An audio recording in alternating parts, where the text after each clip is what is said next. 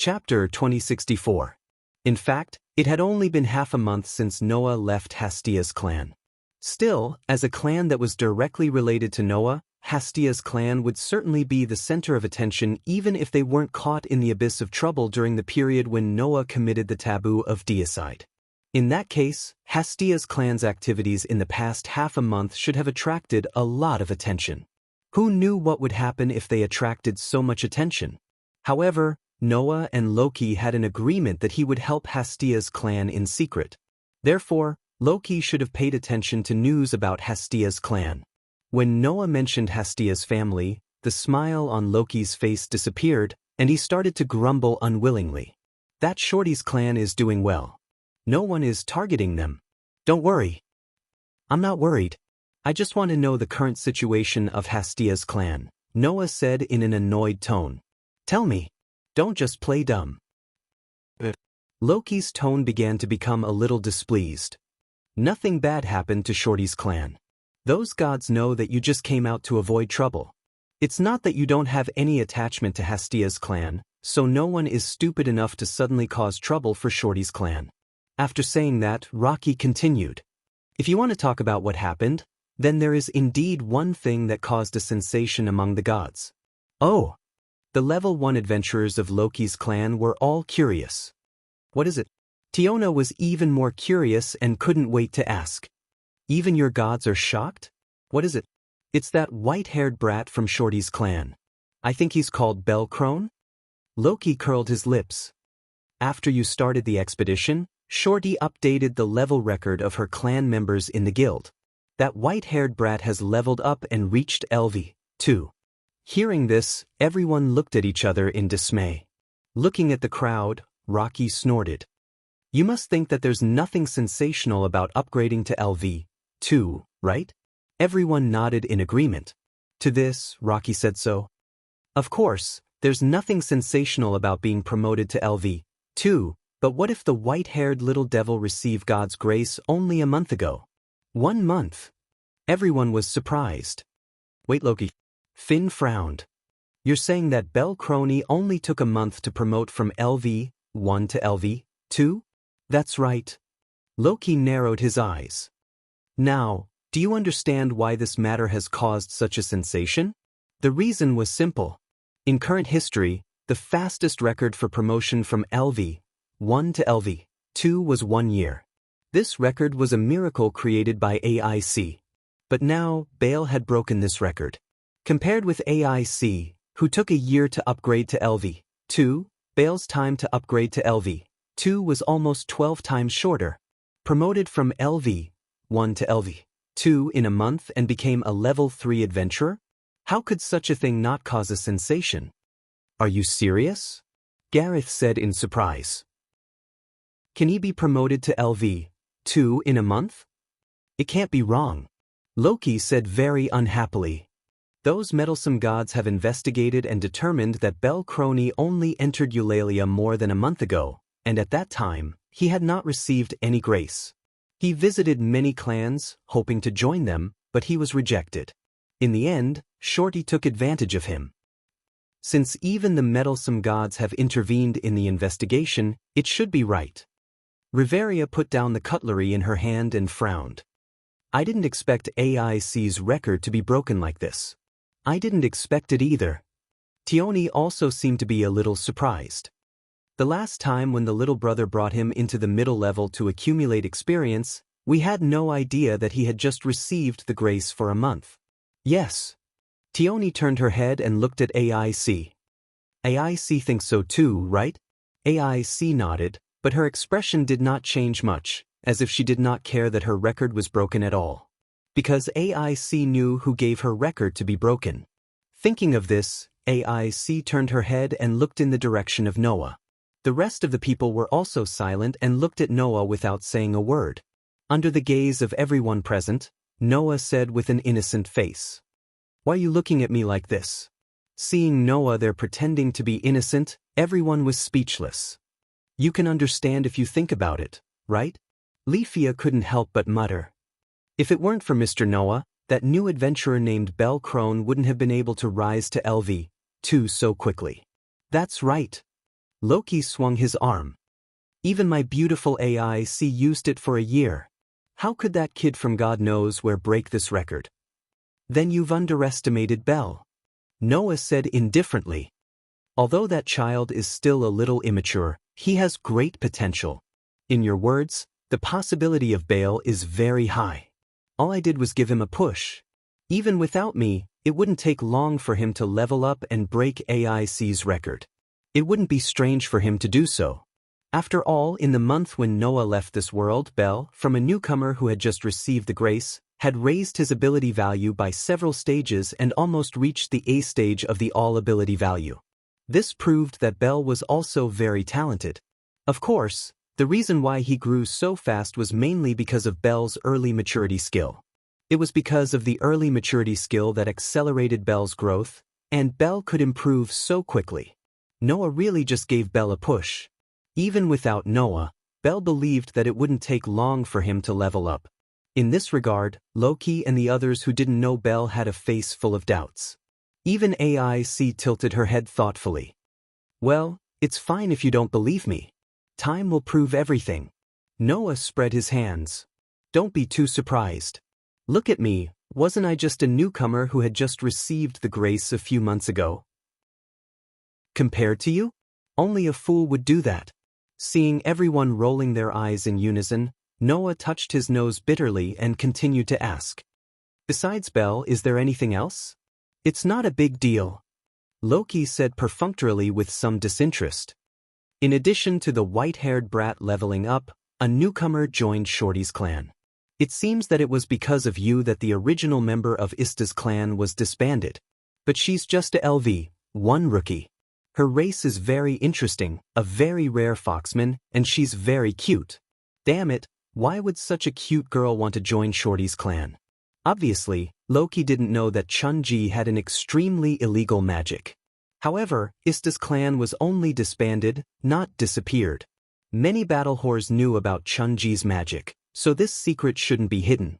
However, as Loki said, with the deterrence of the God Slayer, even if everyone knew about Chun-Ji's magic, they wouldn't dare to act rashly, right? They were afraid that if they couldn't do it openly, others would use underhanded means. There were definitely many wicked gods in this maze city. Just when Noah was lost in thought, Loki seemed to see through what Noah was thinking and shouted intentionally or unintentionally. Don't worry about Shorty's clan. No matter what, I promised you to take care of them and won't let those white-eyed gods mess around. Hearing this, Noah was startled at first, then smiled. Thank you, Loki. I'm just abiding by the agreement. Loki took a sip of the wine in his hand and stood up abruptly. Forget it, let's not talk about Shorty. Let's update the ability value. This time, you have successfully conquered the 59th floor.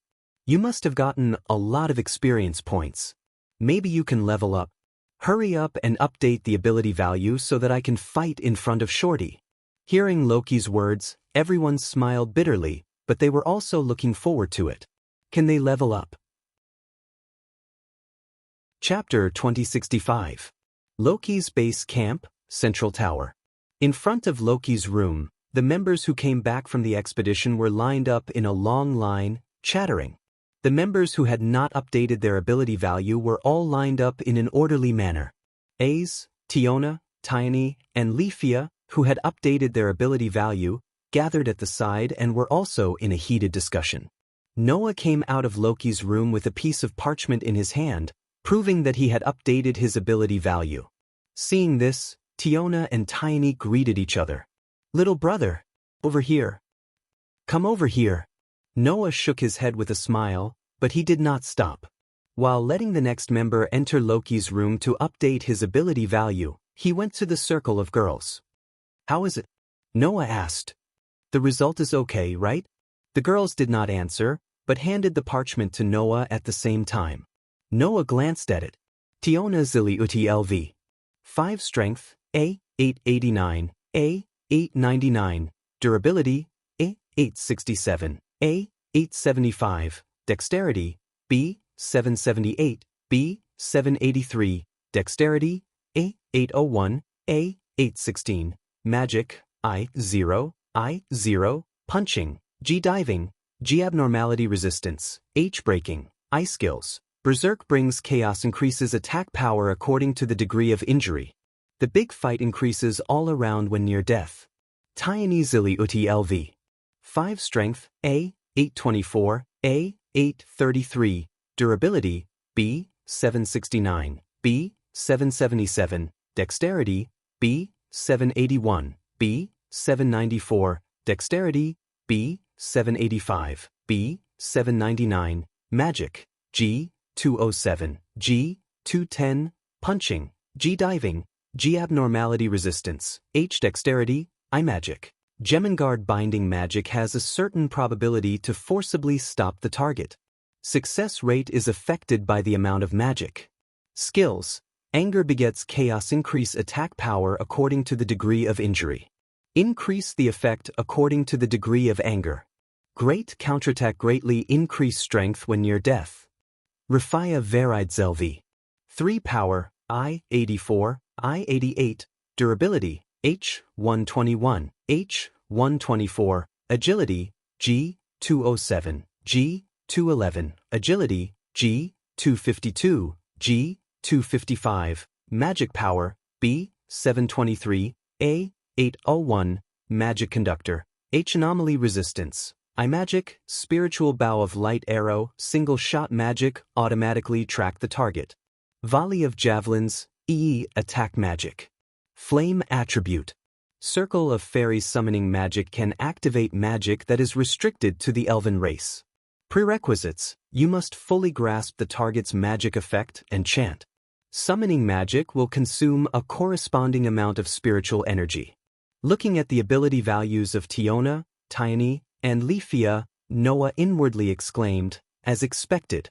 Although he had long known that it was impossible for others to grow too fast, and that they might not be able to increase their familiarity by 20 after a month of hard work, Noah didn't feel this at all when he was in Hestia's clan. Not to mention other things, Noah's own growth was definitely at the level of breaking the rules.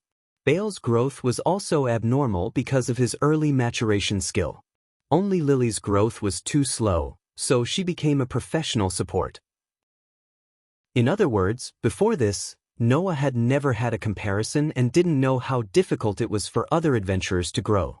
Now, looking at the ability values of Tiona, Tiny, and Rafia, Noah finally felt it was real. They had already traveled to the 59th floor of the unreached area, but Tiona's and Tiny's proficiency had not increased by more than 40. It was really sad.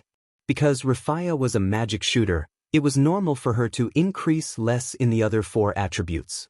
However, the increase in magic was only 1 stage, and compared to Noah's previous situation where he often jumped several stages, it was not even comparable. Of course, this was also because the basic abilities of the girls were already at stage A and stage B, which was extremely close to the highest level of stage S, so it was more difficult for them to improve. Compared to Tiona, Tiny, and Rafia, Ace, who had just reached LV 6 not long ago, had more proficiency.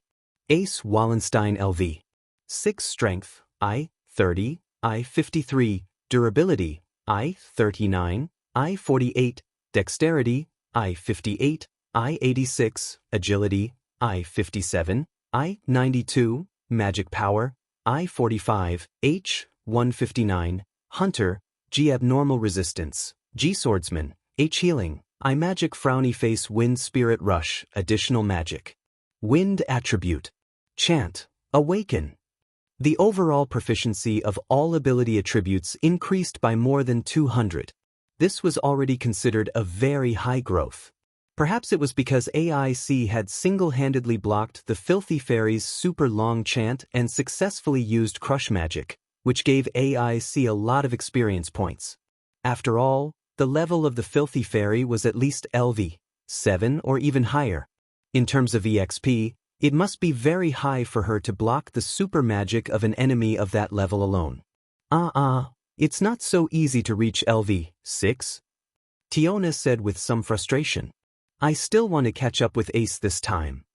If we can defeat the Immortal of Filth, we might be able to rise to LV 6, right? Tyogni shrugged.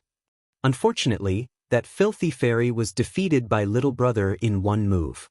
But if Mr. Noah didn't make a move, we don't know if we can defeat that filthy fairy. Rifaya recalled the crisis at that time and couldn't help but feel a little scared. That filthy fairy is too powerful. Even if we fight to the death to defeat her, if the price is the sacrifice of people, then I'd rather not. Both Tyan and Tyan nodded. Even AIC agreed with the idea. In fact, at that time, if Noah used the double ability of the gauntlet to help everyone, it was not impossible to defeat the filthy fairy. However, in the end, Noah didn't let everyone take the risk. Thinking of this, Noah sighed helplessly. We were already very careful not to make a move, but in the end, we still couldn't hold back. In terms of the result, Noah saved the group of Loki's clan, but also made the group of Loki's clan lose a chance to level up. However, just as Rifaya said, in the situation at that time, if Noah insisted on not making a move, then even if they could defeat the filthy fairy, Loki's clan might have to pay the price of sacrificing people, right? Noah still didn't want to watch this happen. Therefore, whether it was a good thing to make a move was still up for discussion. Oh right. Tiona looked at Noah. Little brother, how are you? AIC, Tyagni, and Lifia immediately turned to look at Noah. Noah smiled and presented the parchment in his hand in front of everyone. Noah Dole LV. 5 Strength, A, 846, I, 0, Durability, A, 868, I, 0, Dexterity, A, 855, I, 0, Agility, A, 873, I, 0, Magic Power, A, 842, I, 0, Mystery, H Magic Guide, I Swordsman, I Shatter, I Magic, Magic Cannon, Projectile Magic extremely malleable. According to the different chanting methods, the power and scale can be changed. Enhance, Permanent Magic. Ability value is improved comprehensively. The degree is determined by the amount of spiritual power, magic power, consumed. Materialize, Imitation Magic. Only limited to imagination. When the imagination is too weak, the power will decrease and there is a certain chance of failure. Skills, Protection from the world, Permanent Skill. Equal to luck. Events that have a direct relationship with luck will eventually lead to the most favorable result. Sure enough, he leveled up. Tiona, Tyani, and Rifaya cried out at the same time. All the members in the queue turned their heads in astonishment. Leveled up? Is it Drake? I remember that Drake was already LV, for when he joined, right? In other words, Drake has leveled up to LV 5. Really? Our clan tribe has another level 1 adventurer Mantis. Such a clamor made Bert, who was in line, speechless. Finn, Riveria, and Gareth naturally heard the news because they took the initiative to stay at the back. Suddenly, the entire central tower became lively. Chapter 2066. In this labyrinth city known as the center of the world, there were very few people who could be promoted to level 5.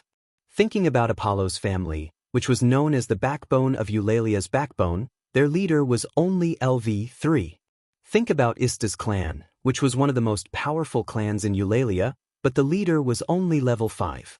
Only clans like Loki's clan and Freya's clan, which were at the top of Eulalia, had many level 1 adventurers.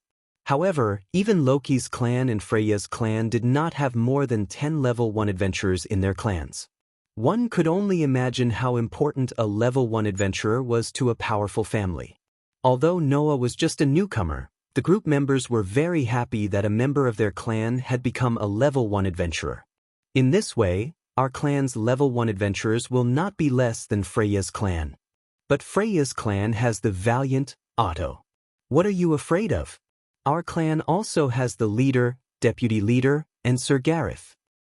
But if the leader, deputy leader, and Sir Gareth all go to deal with the valiant, then who will deal with those level 6 adventurers in Freya's clan? What are you afraid of? We still have Miss A's. Miss A's is the strongest swordswoman.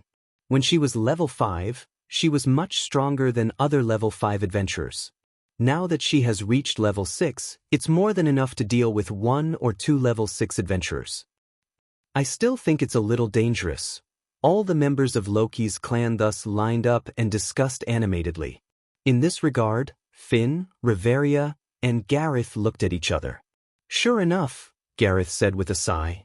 Even the members of our own clan will compete with Freya's clan. It's understandable, isn't it? Riveria said matter-of-factly. The two clans have been taken out for a long time, so of course it will become like this. That's why we have to be careful. Finn turned his gaze to Noah, who was surrounded by a group of girls, and narrowed his eyes slightly. The fact that Noah has joined our clan probably can't be hidden from that beautiful goddess. Perhaps the conflict between the two clans has really reached a critical point. As the leader of the clan tribe, when others were happy, Finn and the others had to keep their eyes open and be vigilant in times of peace. Otherwise, an accident might happen at any time and cause Loki's clan to fall from the altar. The girls who didn't know that Finn, Riveria, and Gareth were thinking so far ahead were still surrounding Noah and shouting. Damn it! Tiona hugged her own head with an incredulous expression. Not only did I not manage to catch up with AIC, but I was also caught up by little brother. I can't accept this. Just give up. Comparing yourself to him is a foolish thing to do, Tioni sighed. Elvi, one who received a favor a few months ago, suddenly became a LV, 5 first-level adventurer. This is absolutely incomparable. Ah. Leafia laughed dryly as well. Only AIC looked at Noah with eyes full of envy. It would be great if she could have such a growth rate. Because of the excitement and enthusiasm of the party members, Noah, who was laughing in spite of himself, clearly noticed AIC's behavior, and his heart suddenly moved. Right, I still have to carry out the decision I made when I returned yesterday. Just as such a thought flashed through Noah's mind, the door to Loki's room was opened. Behind the party member who was holding a piece of parchment and had just finished updating his ability value. His face was full of happiness, and it was obvious that he had made good progress. Loki twisted his arm and complained with an aching back. As expected, there are too many people. We're tired too. Let's take a break for now. The long line of clan members let out dissatisfied cries, but were ignored by the capricious main god. However, Noah felt that Loki had come out at the right time. Hey, Loki, Noah spoke to the goddess whose back was aching. Do you have money there? What are you doing? Loki immediately covered his pocket with a vigilant expression. This is the little money I have for wine. Who are you trying to fool? Tioni directly exposed Loki's lie. You're always taking money out of the treasury to buy alcohol when you have nothing better to do. The leader even complained about it last time. It's true this time, Loki said with a wronged expression. Because of the purchase of supplies and equipment for the expedition, our finances are seriously in the red. For the past half a month, I've been scrimping and saving to save this bit of money for wine. Speaking of which, we haven't sold the things we obtained when we returned from the expedition, right? Tioni's eyes began to light up. I wonder if there's any extra bonus? In Loki's clan, after the harvest from every expedition was sold, except for the consumption needed for the operation of the clan and the inventory needed for emergencies, if there was any remaining, it would be taken out to the members of the clan as dividends. According to the contribution made in the dungeon during the expedition and the amount of harvest obtained, the bonus would be different every time.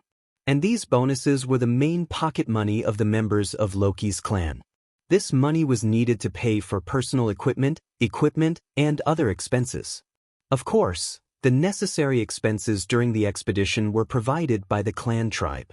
For example, this time, almost all the level 1 adventurers had received undying attribute weapons prepared by the clan, and the clan would also be responsible for paying for the equipment needed during the expedition.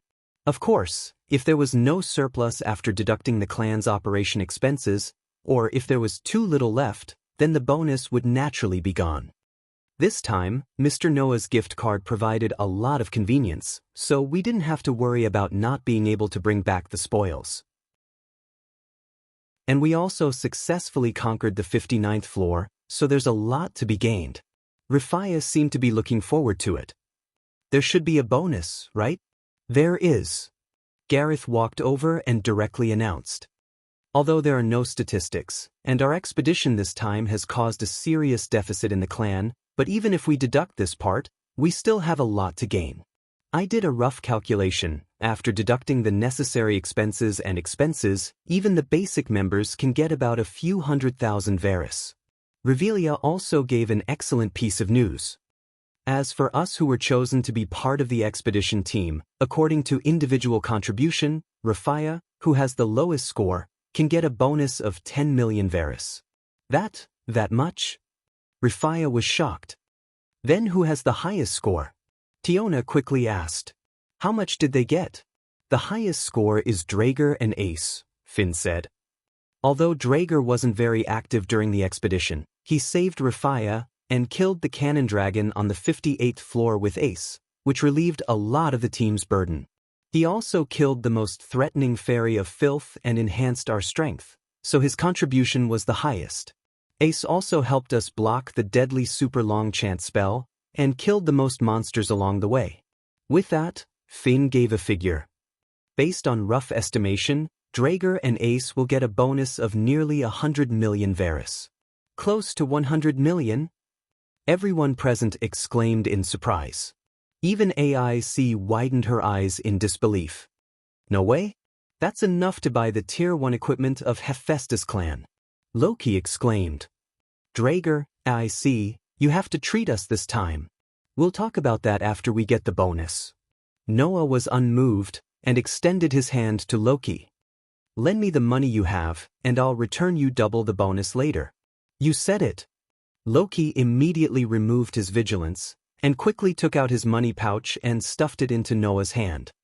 Alright, what are you going to do with the money? Is there anything you want to buy? I'll decide when we get to the streets. Noah accepted the money pouch with satisfaction and then looked at Ace. Girl, you're fine today, right? Ace was slightly startled, and after a moment of hesitation, she nodded. Seeing this, Noah smiled faintly and said, If that's the case, let's go on a date. When this sentence resounded throughout the entire corridor, all sound disappeared. Tiona, and Rafia were stunned. Finn, Reveria, and Gareth stood up in shock. Loki and Bert's expressions froze. The rest of the party members also widened their eyes. As for Ace, she blinked and didn't react for a long time. Chapter 2067. Silence. A deathly silence. At this moment, everyone present was looking at the calm Noah and the confused AIC with an extremely sluggish expression. Everyone had lost their ability to react. Under such circumstances, it was AIC's brain that worked smoothly. She tilted her head and repeated that word with uncertainty. Date? Yes, date. Noah said calmly as if he didn't realize that he had said something shocking. Let's go shopping together, what do you think? Shopping? AIC was still at a loss as she asked timidly. Just me, and you? Yes. Noah smiled slightly. What? You don't want to? AIC shook her head almost reflexively. Then it's fine. With that said, Noah reached out and held AIC's hand. Then let's go. As soon as he finished speaking, Noah held AIC's hand, who had yet to react and was at a loss. Under the countless dumbfounded gazes of the crowd, they ran out with clear footsteps. Give. Rocky stared blankly at the scene. After a long time, his lips trembled, his body trembled, and he screamed like a mad beast. Stop right there. Amid his yelling, Rocky chased after them with a crazed look on his face. After half a second, Rafia and Bert let out frenzied yells and chased after them without hesitation. The rest of the members looked at each other. After a moment of silence, they suddenly burst into an uproar. Tyan yelled in a flustered manner. Bro is going on a date with AIC. A date? I know. I heard it. Tioni's voice also rose as he fell into an indescribable confusion and excitement. Quick, let's chase after them too. The Amazon sisters rushed out with extremely high emotions. As for the three leaders, Finn, Reveria, and Gareth, they were in a rare daze. After they reacted, they looked at each other. Really? Gareth seemed to be in disbelief. Is going on a date with a man? Riveria seemed to be completely unable to connect the words AIC and date together. She didn't know how to react. This is truly an unexpected development. Finn sighed with emotion and then fell silent. The three leaders looked at each other. Finally, they rushed out with great tacit understanding. Witnessing this scene, the members of Rocky's excitement were all in an uproar. Miss AIC is going on a date? Miss AIC, who is also known to be a warrior, is going on a date? Miss AIC is, who has only been interested in dungeons, is going on a date. What's more with a newcomer? To talk to a newcomer? With an ordinary-looking newcomer who joined less than a month ago. The faces of the male and female members of Rocky's clan were all twisted. Although in the eyes of outsiders, AIC was a madman who only cared about fighting, in the eyes of her clan members, she was a recognized idol. She was beautiful, at least in appearance, very aloof, in fact, it was just natural, and did not show any emotion to any man, just not good at expressing feelings. Such a AIC was like a little princess in Rocky's clan. Now, a newcomer who had just joined less than a month dared to take their little princess on a date? That's crazy. Not allowed. Chase. A group of Rocky's clan members all went berserk. Thus, on this day, the base camp of Rocky's clan was empty, and no one stayed behind. Everyone rushed out of the base camp with a ferocious look, and even rushed directly into the streets, frightening all of Eulalie's clan members. The people who thought that Loki's clan, one of the strongest clans in the city, had come out in full force to attack a hostile clan were all frightened. They desperately prayed that the unlucky person was not them. As a result, even the guilds were alarmed, and each of them thought that Rocky's clan was going to attack a rival clan, and the whole of Eulalie was in chaos. Under such circumstances, even a certain beauty living on the top floor of the Tower of Babel was frightened. Could it be that one of the members in this expedition has reached LV7, and Rocky is going to make trouble for me?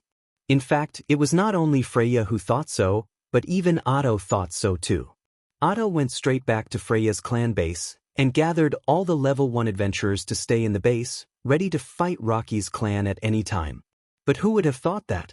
The reason why Loki's clan came out in full force was because the little princess of the clan had been abducted, kidnapped by Noah.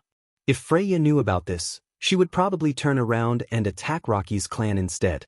After all, her sweetheart was dating another girl, and this reason was enough to make the beauty, who had long been in love with Noah, go crazy with jealousy. The base camp of Rocky's clan was at the northernmost end of the city. Of course, among the 8 streets of Eulalie, the closest one to Rocky's clan base camp was undoubtedly the North Street.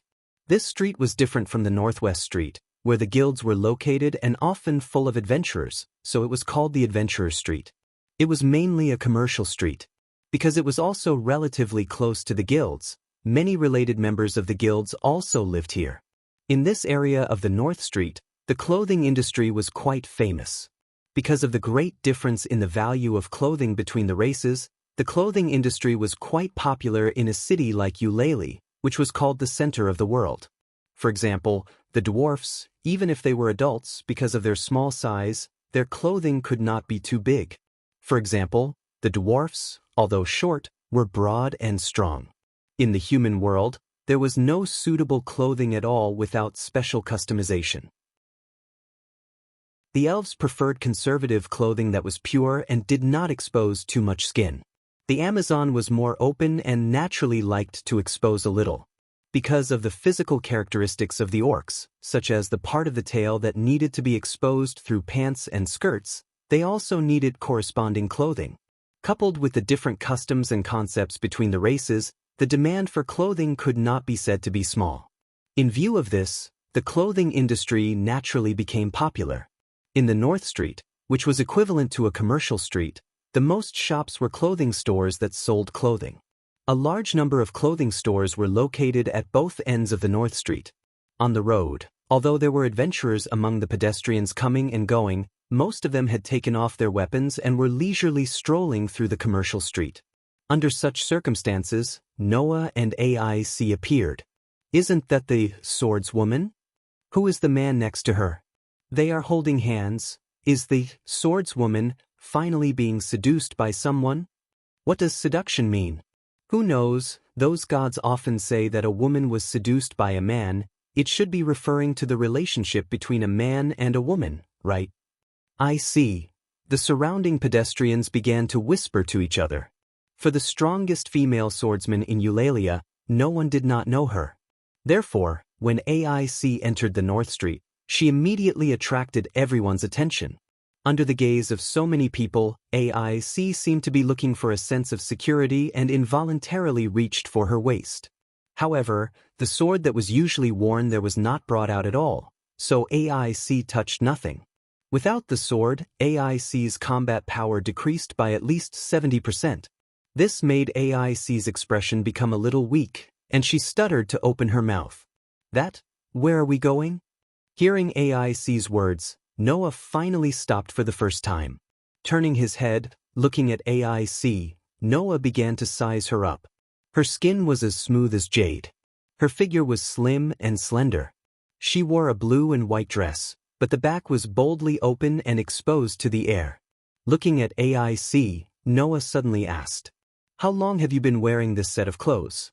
Why haven't I seen you change it?" For a moment, AIC almost did not react. When she finally reacted, AIC was a little uneasy. Because Loki said if I don't wear it, then she will bite her tongue and commit suicide. That useless god. Chapter 2068. Today, as usual, every street was packed with people. Humans, elves, dwarves, orcs, dwarves, Amazons. Regardless of gender, age, or gender, all kinds of races were mixed together. The scene of people coming and going on the streets looked lively and spectacular, giving people a sense of vitality. Some people laughed and chatted while walking, some strolled around the stalls and shops, and some cursed at each other at the top of their lungs. It was really lively. Not long after, the commotion became even more intense. Rumble! Along with a series of rumbling sounds, a cloud of dust rose from the end of the street. A goddess, an elf, and a werewolf also rushed over. They looked around with ferocious expressions, and their eyes were bloodshot as they randomly grabbed people. That silly goose over there. Loki grabbed a human's shoulder and put his face in front of the other party as if he wanted to devour him. His face was distorted. "Did you see my pretty AIC? Don't tell me you don't know who AIC is." That unlucky human's face turned green. While Loki went berserk, Bert and Leafia were doing the same thing.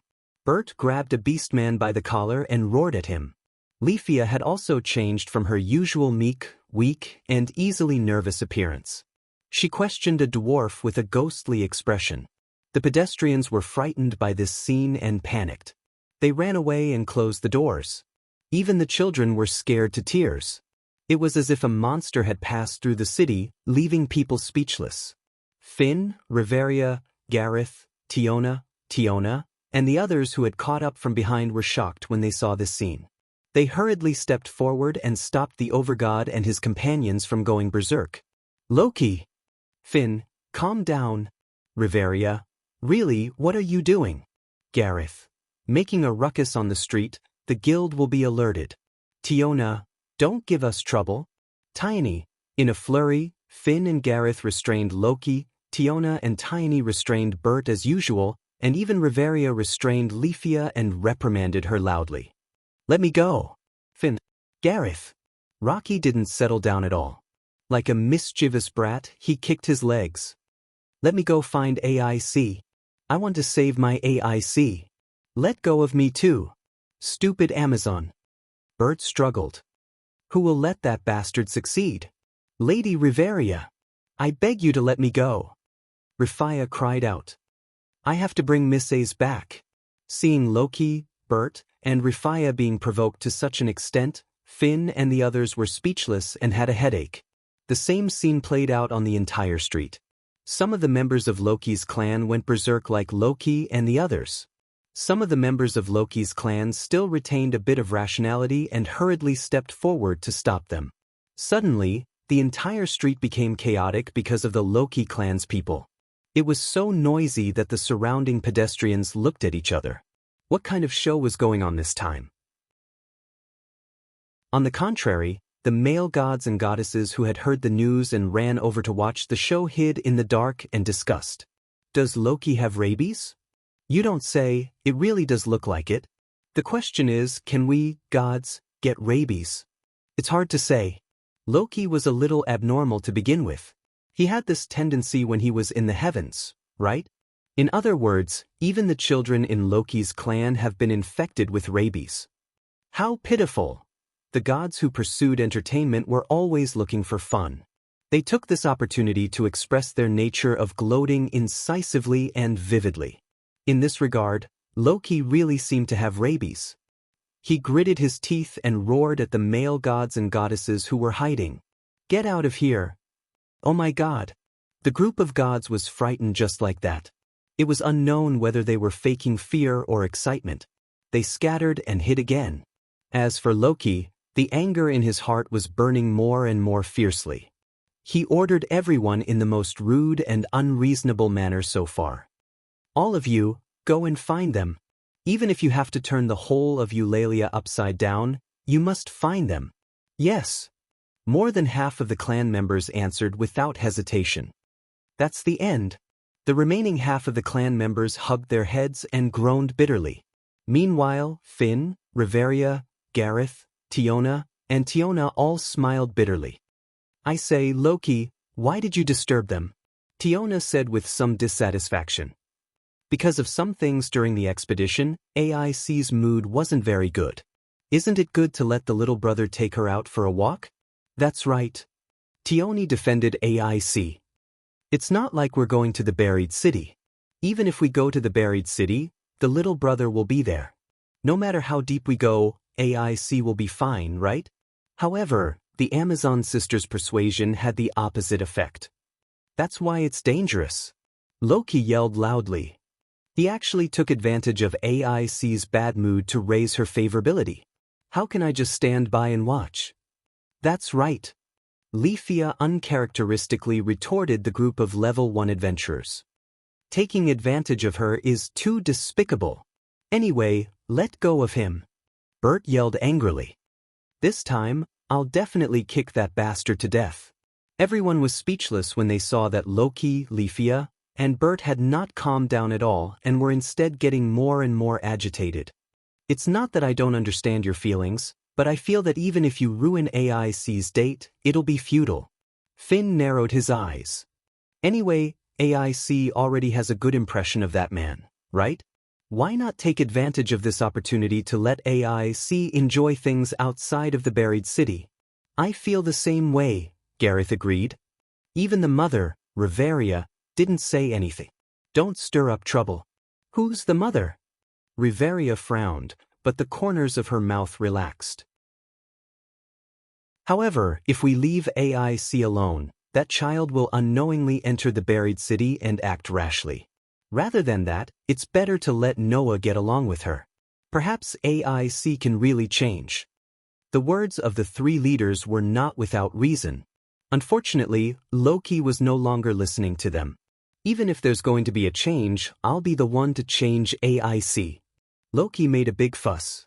That little bastard wants to steal my AIC? No way, go and find her. The group of adventurers from Loki's clan were helpless against the main god who had completely lost his mind. In the end, they were forced to split up and look for her. However, the unbridled conversation of the people of Loki's clan was eavesdropped by the gods who were secretly hiding on the side. Did you hear that? What did you hear? Our swordswoman has been flirted with. In a relative silence, after a while, the gods raised their heads and showed a smile. That smile was emotionless. It must be said here that AIC was very popular among the gods. Not to mention the goddesses, among the male gods, AIC was even once advocated to be given the title of the god's wife. In the end, this shameful title was lost because Loki dragged out the gods who advocated it and beat them half to death. However, from this point alone, one could see how popular AIC was among the gods. At this moment, the male gods were all blinded by jealousy. At this moment, the goddesses were all filled with gossip. Find. Find. Coincidentally, all the gods squeezed out this word from their throats. Then, the commotion of the gods that caused a sensation in Eulalia began.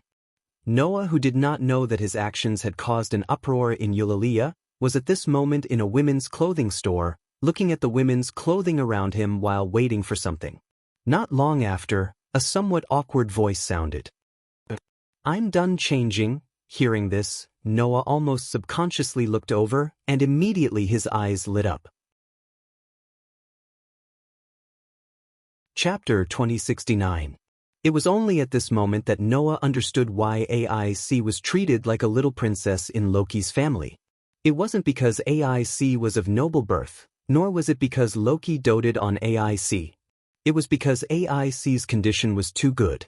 If the usual AIC gave people the impression of a warrior with a threatening sword aura, then now she was a delicate young lady. The dress with a large opening at the back had disappeared and was replaced by a set of ordinary but very cute casual clothes. The upper part was a white blouse. The lower part was a golden pleated skirt. She wore a pair of high boots. Her waist-length golden hair hung down along her spine. The blonde girl walked out of the fitting room like this.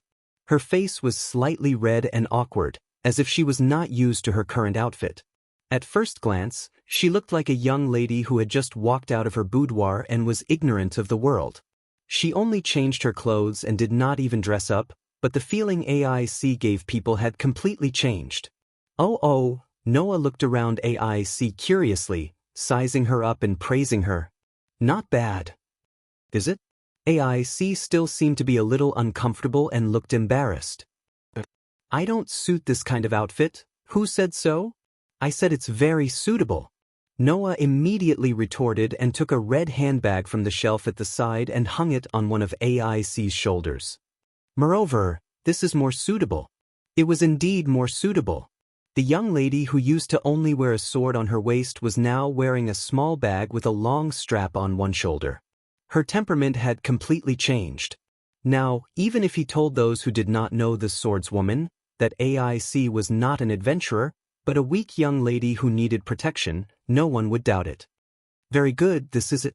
Noah was satisfied. He took out his money bag and threw a few gold coins on the counter at the side and said to the shop owner who was looking at AIC in a daze. It should be enough. I don't want the old one, I'll give it to you.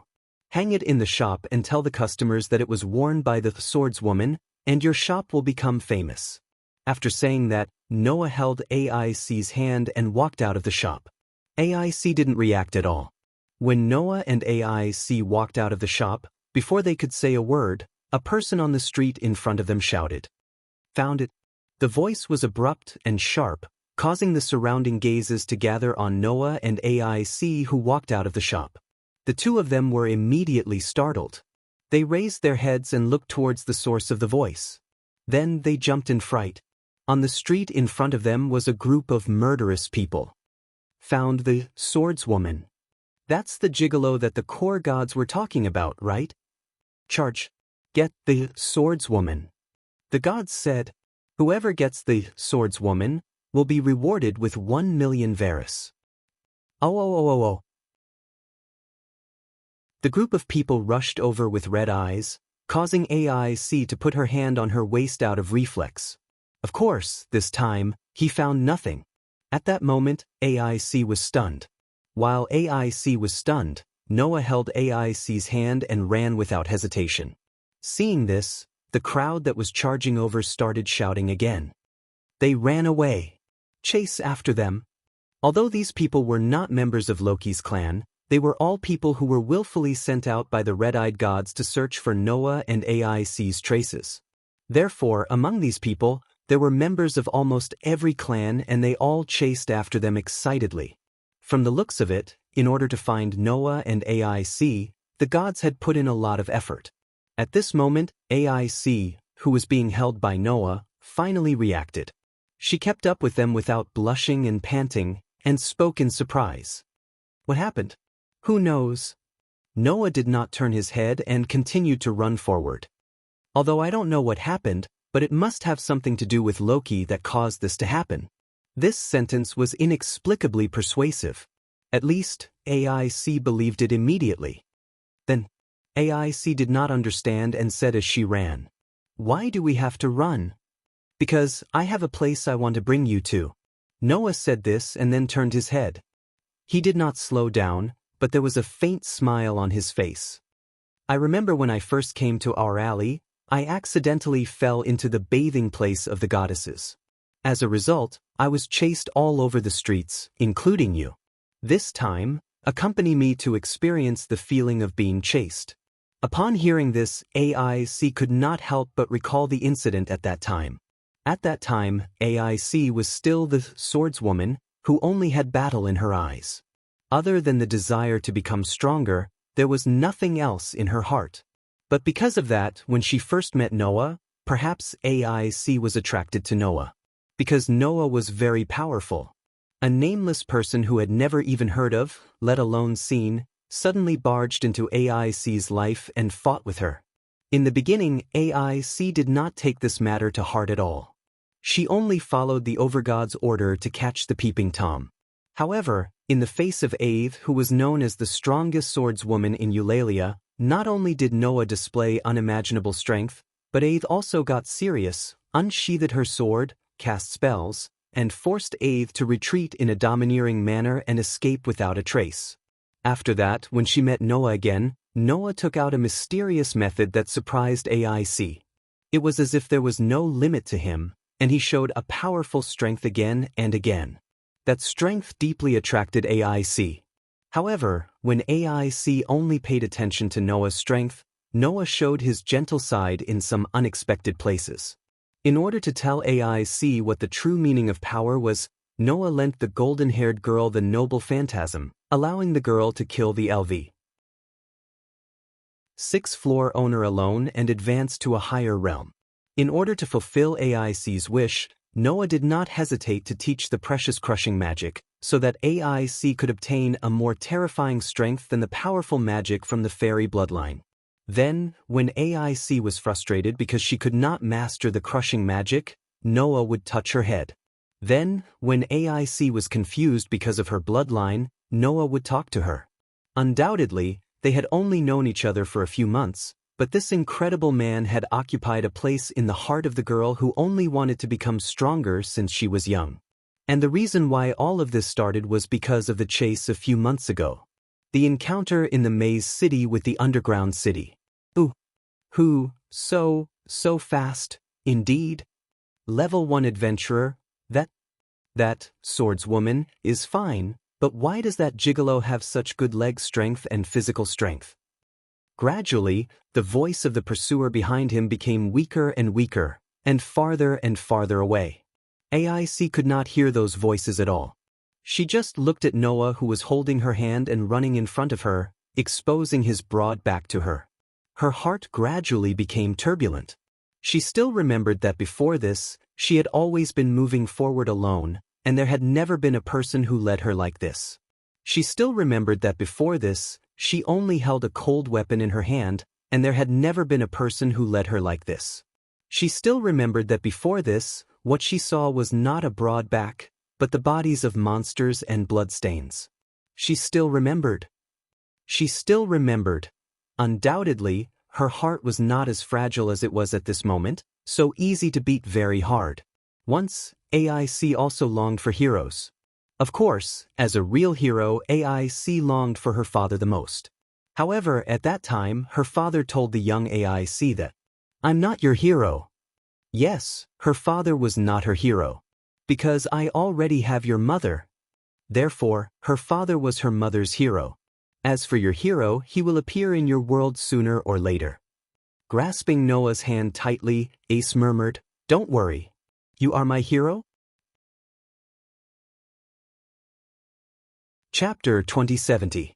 As the whole of Eulalia fell into chaos due to the capriciousness of the gods, the sun began to set, allowing dusk to descend upon this world.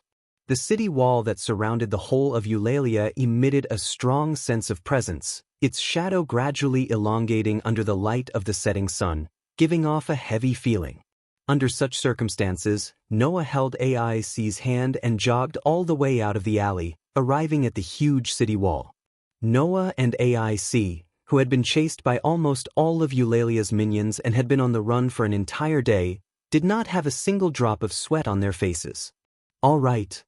Noah let go of AIC's hand and turned his arm. "We won't be caught if we reach here, right?" AIC let out a soft sound. Looking at her hand that was let go, a sense of loss welled up in her heart. However, AIC was not good at expressing her feelings, so she naturally did not notice the slight fluctuation in her heart. Hence, AIC resisted the sense of loss and looked at the huge city wall in front of her, tilting her head in confusion. "Why are we here? Didn't I say? I'll bring you to a place." Noah pointed at the city wall in front of them. "That place is just outside of Eulalia." "Outside?" AIC was stunned, somewhat unsure of herself as she spoke. "We are going out?" "Yes." Noah nodded in a matter-of-fact manner. "Is there a problem? Is there a problem?" "Of course there is." Eulalia was not a place that could be entered and exited as one wished. Because of the dungeon, it was the most prosperous city in the world. There was no comparison. That was why it was hailed as the center of the world. Only the underground city had magic stone products, which were circulated all over the world from here, allowing the guilds that monopolized the magic stone industry to become rich.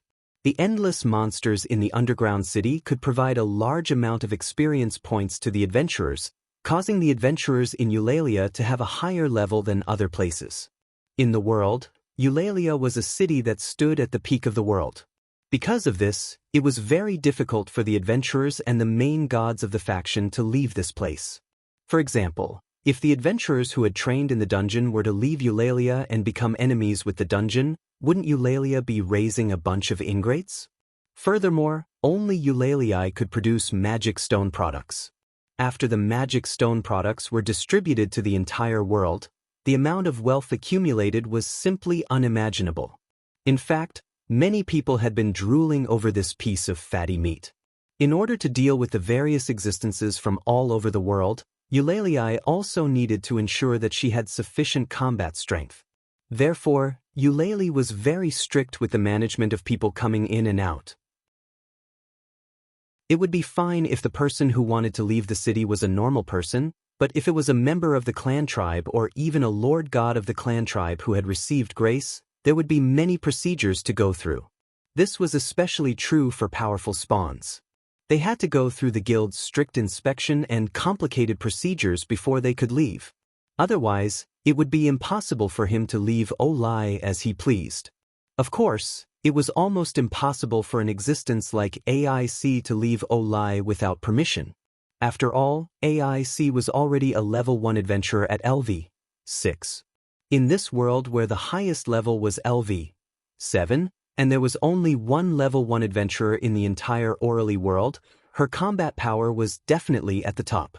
In this case, the guild, which was extremely sensitive to the loss of combat strength, naturally would not easily let a level 1 adventurer like AIC leave. If there was an application and approval, then it would be fine. If there was no application and she left Olai without permission, not to mention the individual, even the clan tribe might be implicated and the entire faction would be punished. Noah had only left Olai twice in this world. The first time was when he went to the venue needed for the war game. That was a war game approved by the guild and the gods, so Noah could naturally leave the city without any effort. The other time was when Apollo's clan tribe was collectively driven out of Olai. Noah rushed ahead, left the city, and completely eliminated Apollo's clan tribe. At that time, Noah left without permission. Fortunately, he was not discovered, or he would definitely be punished. Now, Noah planned to leave Olai with AIC without the guild's permission, so how could there be no problem? However, when she was hesitating whether she should reject him or not, Noah smiled. "Don't worry, it won't be too long and I won't kidnap you." With that said, Noah took out a pendant from his pocket. "Here." Noah handed the pendant to AIC. "Put this on." AIC's eyes looked up. It was a pendant with a pair of wings. After taking the pendant, AIC asked softly. This is a magic tool," Noah answered directly.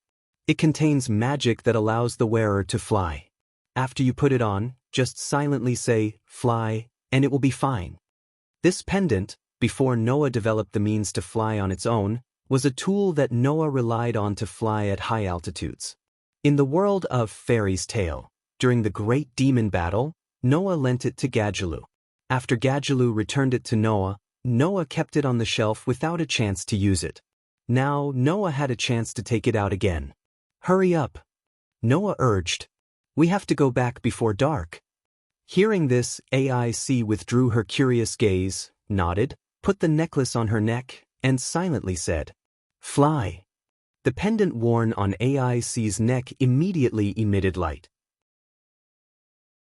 In the next moment, AIC's body floated up into the air, causing her emotionless face to twitch slightly. Her crystal-clear eyes were filled with astonishment. Although AIC could also obtain the ability to fly for a short period of time with the help of Wind Spirit Scamper, but that was only with the help of the wind to support her body. It was completely different from the feeling of her body becoming as light as a feather and being able to fly freely. AIC even felt that as long as she thought about it, her body would be able to fly as she pleased. So, how could AIC not be surprised? Looking at AIC like this, Noah smiled slightly and began to fluctuate magic power around his body. Suddenly, Noah's face gradually changed back to his original appearance. Sure enough, this appearance is more comfortable. Disguising my identity is too depressing. After stretching his waist, Noah's body began to float up into the air. He came to AIC's side and held her hand as he said this. AIC had a look of astonishment on her face.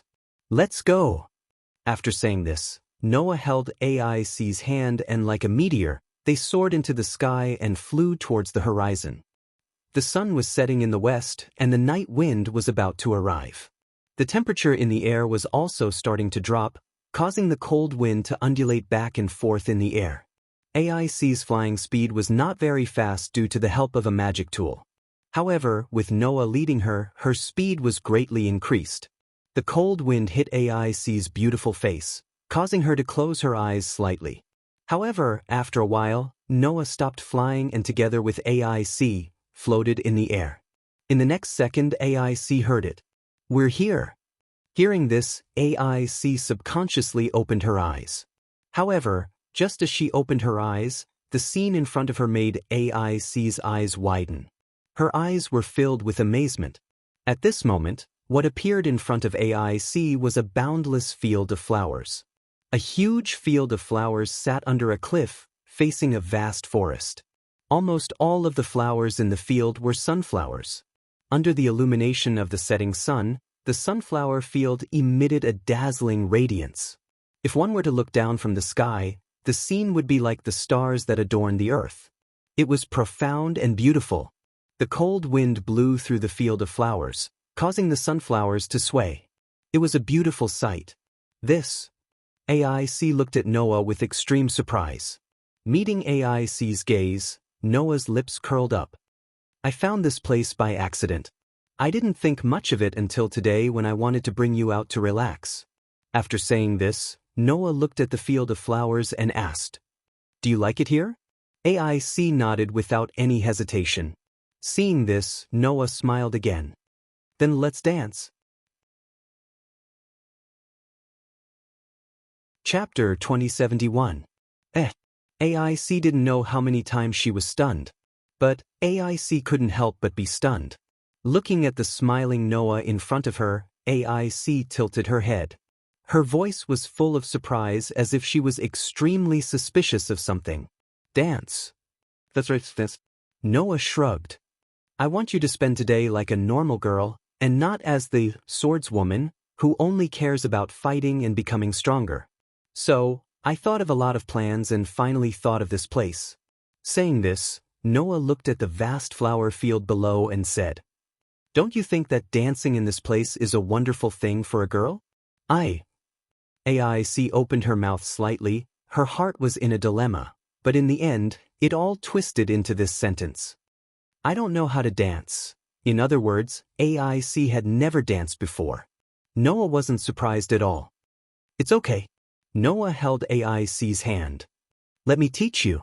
After saying this, Noah gently pulled the girl into his arms, hugging AIC's slender waist, and let AIC put one of her hands on his shoulder. Being suddenly embraced by Noah, AIC's pretty face blushed as expected. Looking at AIC like this, Noah smiled as if he found it interesting. Then he took out a small leather bag and threw it into the air. Bang! The leather bag suddenly exploded without any warning, sprinkling a burst of crystal-clear particles. Under the blowing of the breeze, the particles circled around Noah and AI like fluorescent lights. "This is..."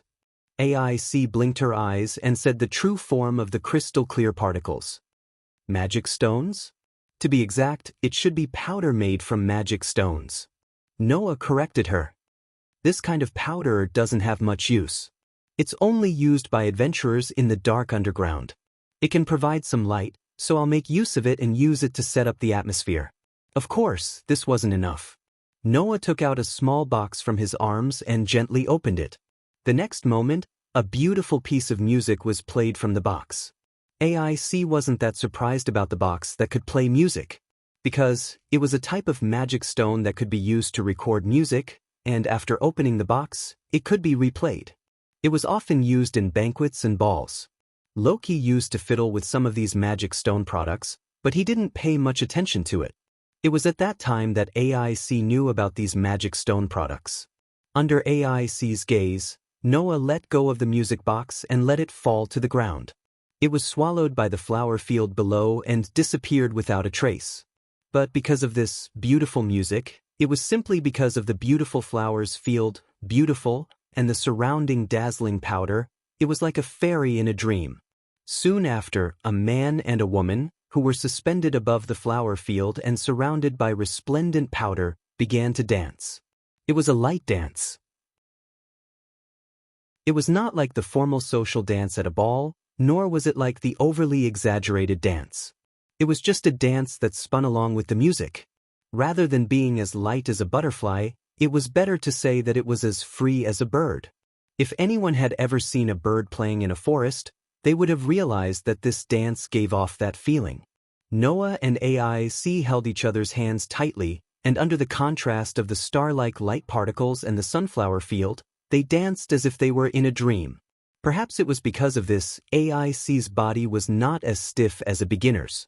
She used her LV-6 adventurer's dexterity to the limit and danced under Noah's lead. The two pairs of deep pitch-black eyes and crystal-clear eyes stared at each other while their bodies swayed with the wind. Sometimes they crossed. Sometimes they spun. Sometimes they chased. Sometimes they were close.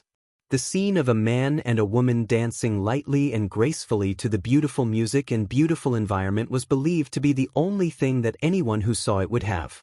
Breathtaking. If there was a so-called beauty in this world, then the scene in front of them was definitely worthy of this title. There was no doubt that it could make people intoxicated, including the people involved. AIC let her body dance under Noah's lead, but her eyes were firmly fixed on Noah's body. At this moment, AIC forgot that she was chasing the powerful swordswoman. At this moment, AIC forgot that she was a warrior who was revered by people.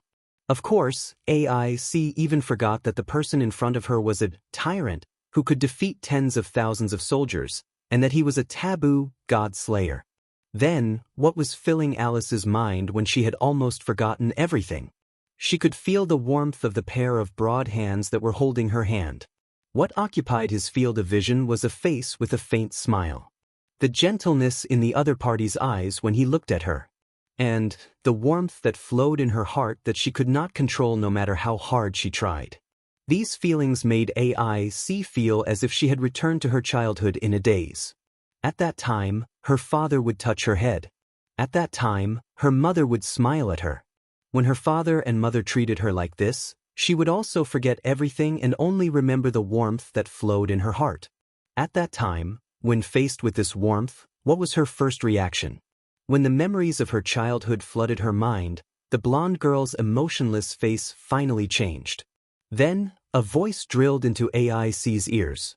"I finally saw you smile from the bottom of your heart." This voice, woke up AIC, who felt as if she was in a dream. AIC, who woke up, stared blankly at Noah, who was looking at her. After a while, she whispered with uncertainty, "Did I smile?" "Yes, you smiled." Noah did not stop his dancing body. Under the beautiful music, he spun in the air with AIC. As he spun, he suddenly smiled. "Your smile is more beautiful than I've ever seen it before." These words made AIC's heart feel an inconceivable feeling, and her face slightly blushed. Looking at AIC like this, Noah's smile did not diminish as he said this. "You have to smile more often in the future. That way, you will realize that it is not as difficult to become strong as you think." Holding AIC's hand, Noah lightly flew into the sky. Along with the light particles that reverberated around him, he danced in the air like a fairy. It doesn't matter if you are a sword concubine or a warrior concubine that people don't dare to flatter. Similarly, it doesn't matter what kind of blood flows in your body. You don't have to worry about it. AIC could only fly into the air under Noah's guidance. Her body was surrounded by dust that looked like starlight, reflecting her light golden hair that reached her waist. She listened to Noah's gentle and elegant words that were like a light breeze. "Don't act rashly by yourself. If you don't have enough strength, I can lend it to you. If no one acknowledges you, then I will also acknowledge you. Even if you are the only one left in the world, don't forget that no matter what, I will not disappear." After saying this, Noah once again embraced AIC's delicate body. Under AIC's absent-minded gaze, he revealed an insufferably arrogant expression to the girl in front of him. "Who asked me to not hate you?" This sentence penetrated AIC's heart. AIC knew that ever since she returned from the underground city, her emotions had not been right. It was to the extent that she needed to vent her emotions through battle on the way back. If Noah did not forcefully bring AIC out today, then AIC would definitely do what Riveria said and enter the underground city alone and continue to use battle to numb herself. This way, it would not take long for AIC to recover. However, just as Noah thought, a girl could only use battle to vent her emotions when she was in a bad mood. That was really sad. Therefore, Noah hoped to use this method to cheer AIC up. And Noah succeeded. At this moment, the darkness in AIC's heart was finally swept away. Feeling the warmth from Noah's embrace, AIC gently closed her eyes. Her face was more peaceful than ever. "Thank you." This sentence disappeared in the wind. A man and a woman were still dancing in the flower field. As the sun set and the curtain of night fell, the starry sky gradually became the background. Chapter 2072. Night began to fall. Eulalie, which had become chaotic, finally regained its peace. Because of the gods' rampage, the entire labyrinth city was more chaotic than a wet market. Many clan overgods willfully gave orders for their clan members to search for Noah and Ace. They even put in a lot of effort and prepared a bounty, which made the eyes of those greedy clan members turn red with greed. In the end, in order to find the target, the members of the major clan tribes almost turned the entire Eulalie upside down, causing a serious impact on the ordinary citizens. In the end, as expected, the guild was alarmed. Under the suppression of the guild, the clan tribes were all severely criticized and even fined by the guild, causing the main gods who had calmed down to wail. Among them was Loki's clan tribe. After all, Loki's clan tribe caused a much bigger ruckus than the other clans, and was also punished the most by the guild, paying hundreds of millions of Varus. Under such a heavy punishment, the rampaging clan tribes finally calmed down. After that, the commotion spread like wildfire. When the ordinary citizens who did not know the truth learned the truth of the matter, they were all speechless. So, the reason why Eulalie was in such a mess wasn't because of the monsters that came out of the buried city and launched a large-scale attack, nor was it because of the armies of the other cities and kingdoms. Was it because a group of gods wanted to ruin a couple's date? This kind of thing could only happen in a city like Eulalie, where there were many clans and entertainment gods everywhere. However, when they learned that one of the main characters of the date that the gods wanted to ruin was the swordswoman, many people were still shocked. The strongest female swordsman, known as the warrior concubine, actually went out on a date with the opposite sex. It was simply unbelievable. At least, when a certain white-haired young man who had been looking forward to seeing Aeth heard the news, he was shocked and then dejected for a whole day. He was comforted for a long time by the clan's young goddesses, dwarves, and vulperins, but there was no improvement. As for Loki, he was even more furious. After all, many people claimed to have witnessed Noah and AIC holding hands intimately on the streets. While they were shopping, they even walked into a clothing store. Therefore, Loki's sabotage didn't succeed at all. The evil god drank several bottles of wine, but it didn't get rid of the depression in his heart. If possible, Rocky really wanted to rush into the streets and cause a ruckus. He wanted to find Noah and AIC even if he had to die. However, because of this obsession, when the guild was alarmed, not only did Loki not stop, but he also became more and more ferocious, causing the enraged guild to ban all of Loki's family members from leaving the streets for the rest of the day. If they were to cause trouble again, not only would they be fined, but the guild would also confiscate the land of Loki's spawn. Now that they had been severely punished, Finn, Riveria, and Gareth naturally couldn't continue watching. Each of them completely suppressed the rampaging overgod and forcefully brought him back to their base. However, Rocky still refused to give up. Didn't the guild forbid him from leaving? Then let's wait in the base. I don't believe that those two won't come back. Therefore, even though it was dark, Loki still stayed in the courtyard, staring at the door. He looked like a wolf dog with a ferocious look. Similarly, Rifaya and Bert were also staring at the door. A god, a wolf, and an elf stood side by side in a row, staring at the door in front of them while gnashing their teeth. Finn, Riveria, and Gareth had reason to believe that once Noah and AIC returned, the three people in front of them would immediately pounce on them, bite the man to death, and then entangle the woman. The twin Amazons couldn't understand this. Seriously, what are Loki, Rifaya, and Bert doing? Tiona said a little disinterestedly. Isn't it just because AIC has a man? Why do they act like they have an enemy? To the three of them, AIC having a man is equivalent to having an enemy. Tioni had a helpless look on his face. Moreover, that enemy must be that man. The Amazons could only look at each other helplessly. Along with Finn, Riveria, and Gareth, who also looked helpless, they stood by the side to prevent Loki, Rifaya, and Bert from completely losing their minds and rushing out of the base. That would be troublesome. However, the commotion soon began again. Rifaya, who had been staring at the door, was the first to notice. At the end of the street, a man and a woman were holding hands, chatting as they walked toward the base of the clan. Seeing this scene, Lefia's eyes widened and she cried out, "They're back!" That one sentence caused the windows on the towers in the base to suddenly open one after another. "They're back! Are Draeger and Miss AIC back?" "Where?" In the midst of the commotion, members of Loki's clan poked their heads out of the windows, making the base of Loki's clan very lively. The corners of Finn, Riveria, Gareth, Tiona, and Tiona's eyes twitched. These guys had been hiding in their rooms and secretly watching this place. They didn't know their place at all.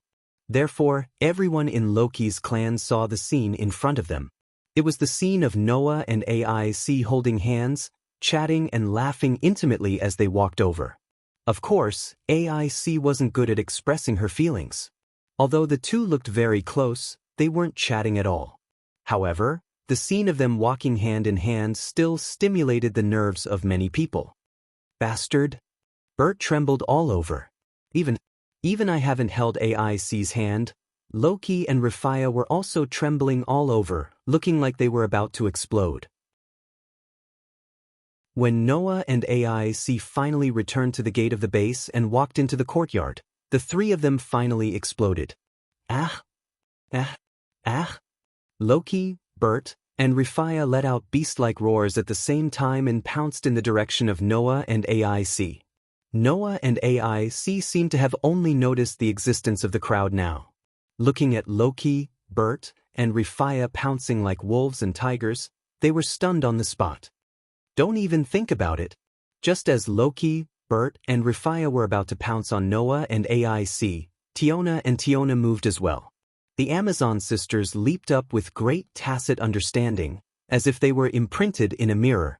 They pounced like tigers and pounced on Loki, Bert, and Rifaya first. Bang! Accompanied by a muffled sound, like a bowling ball, the group was knocked over and rolled on the ground. AIC blinked her eyes as she saw this scene with her own eyes, looking confused. The corner of Noah's mouth twitched. Noah, who had used magic to disguise his appearance, looked at his fellow clan members who were rolling on the ground and said speechlessly, "What are you guys up to?" Tiona pressed down on Loki, Bert, and Rifaya, who had gone berserk. They lay on top of the three and looked up at Noah and AIC with cute smiles. "It's nothing, don't mind it." "Tiona, did you have fun?" Tiona, after asking without waiting for Noah's reply, Tiona's eyes lit up when they saw AIC's outfit. She wore a white blouse and a golden pleated skirt. She wore white high boots and a red handbag. AIC, who used to be a cold and warrior-like swordswoman, transformed into a delicate and pitiful young girl, which surprised the Amazon sisters. "So cute." "Tiona, not bad at all."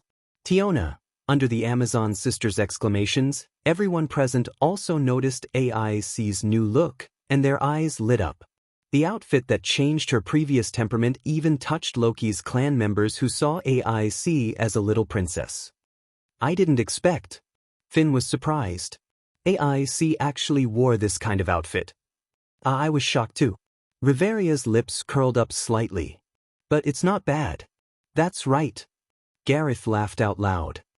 This is what a real girl should look like. The entire Loki clan was in an uproar for the umpteenth time today. Chapter 2073. It was only then that AIC remembered how she was dressed. Under the surprised gazes of her fellow clan members, AIC's pretty face gradually became rosy, and finally, she hid behind Noah in embarrassment. At this moment, everyone in Loki's clan suffered an inexplicable shock. AIC didn't know that her previous image of a swordswoman had been subverted, and she had become a delicate and pitiful young lady. Even if it didn't reach the level of committing a crime, for those who were familiar with AIC, it still made their hearts tremble. At least, Rifaya and Bert's faces were flushed red. Even Loki's lips trembled, and after a while, he cried out, "AIC is really too cute." That's right. If one were to use words to describe AIC now, the word cute could only be used to describe her.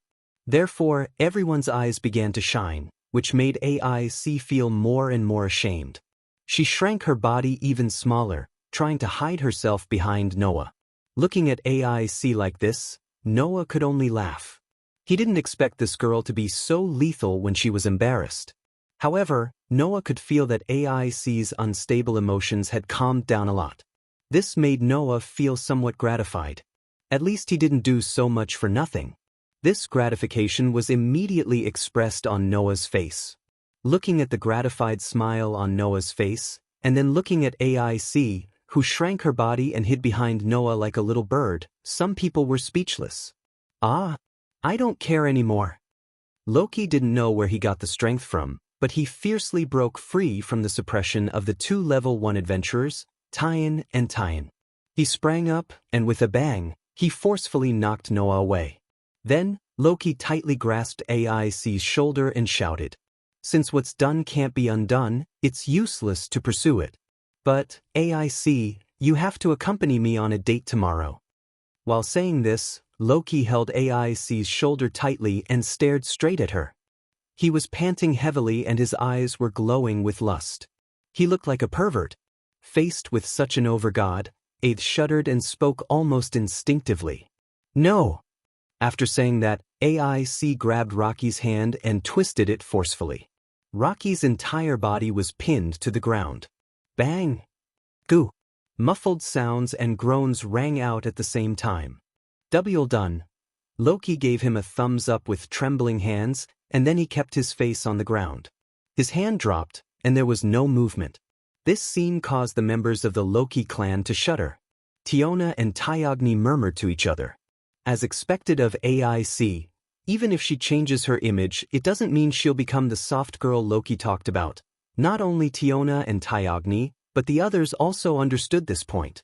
Therefore, even Leafia and Bert shut their mouths and didn't dare to make a fuss anymore. However, the two of them still looked at Noah with fierce gazes, as if they wanted to swallow Noah whole.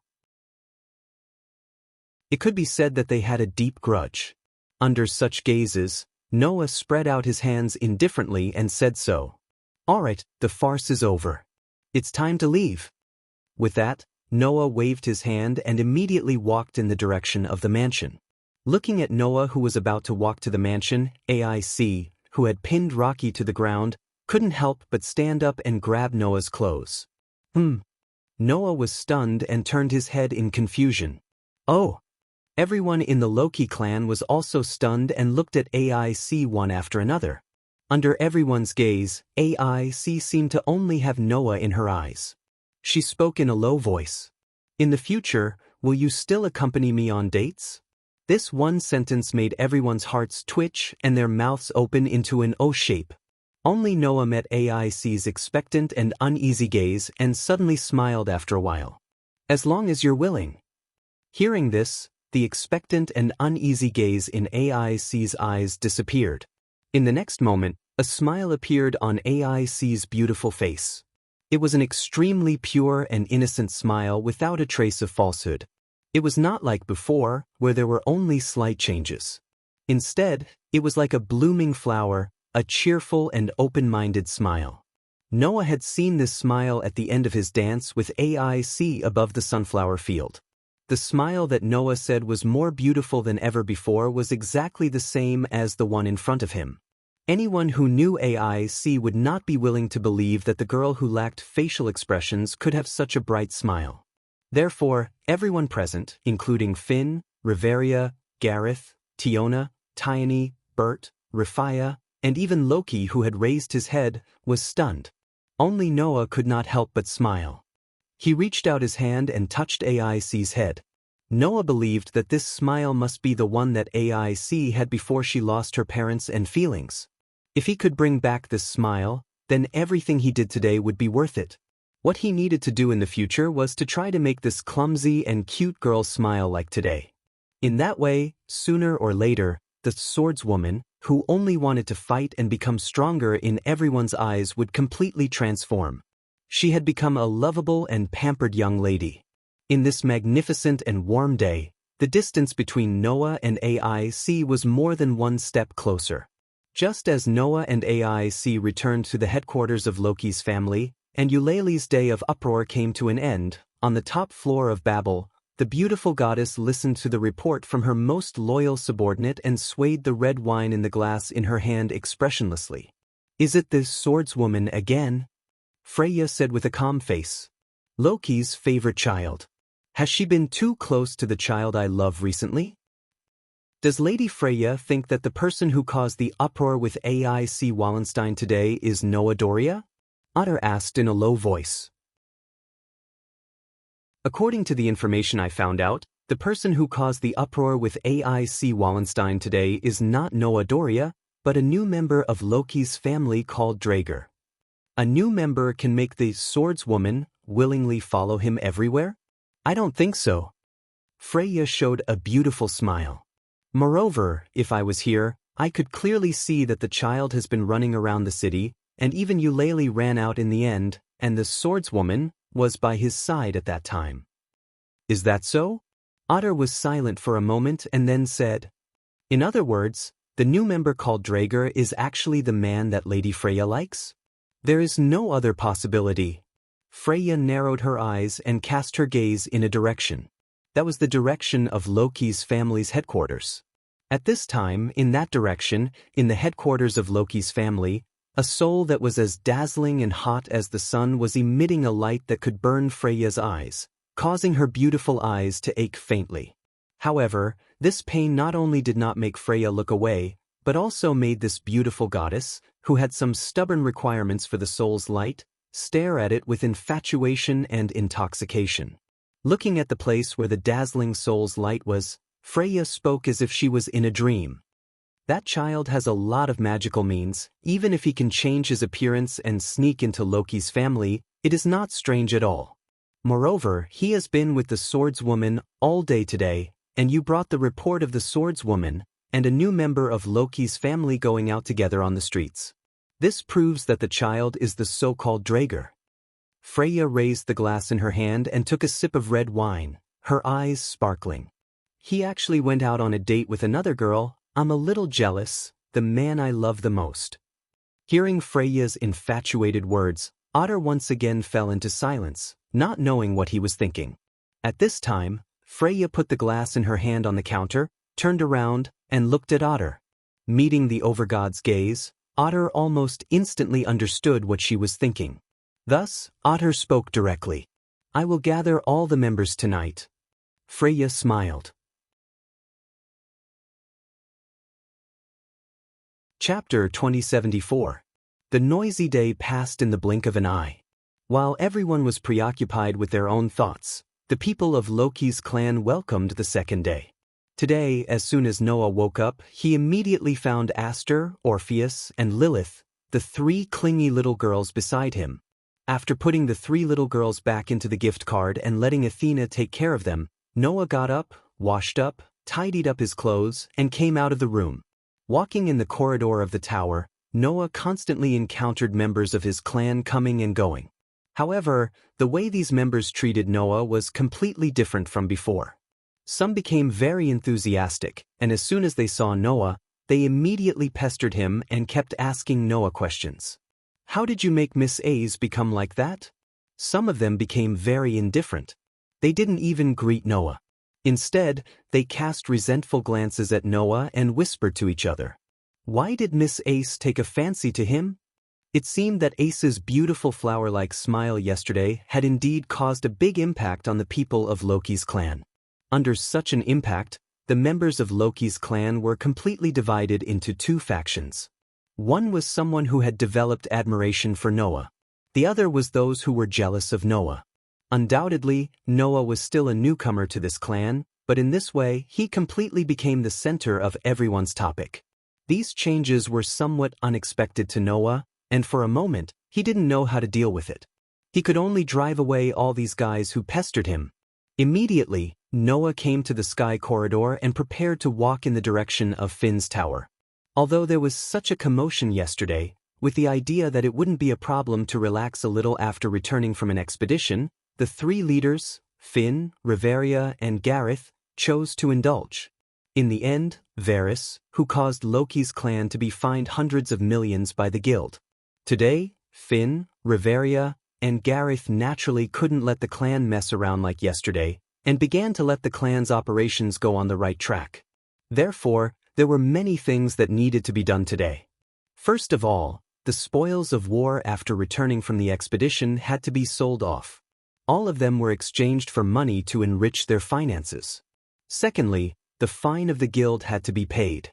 They also had to register the level information of the members who had leveled up after returning from this expedition.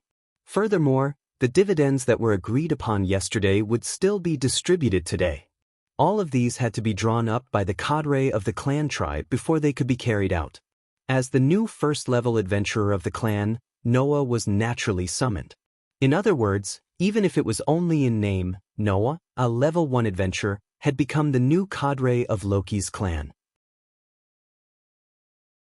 In addition, a large amount of spoils from the expedition were still lying in Noah's gift card. Noah had to be there. Therefore, Noah walked in the direction of Finn's office when everyone was busy getting up.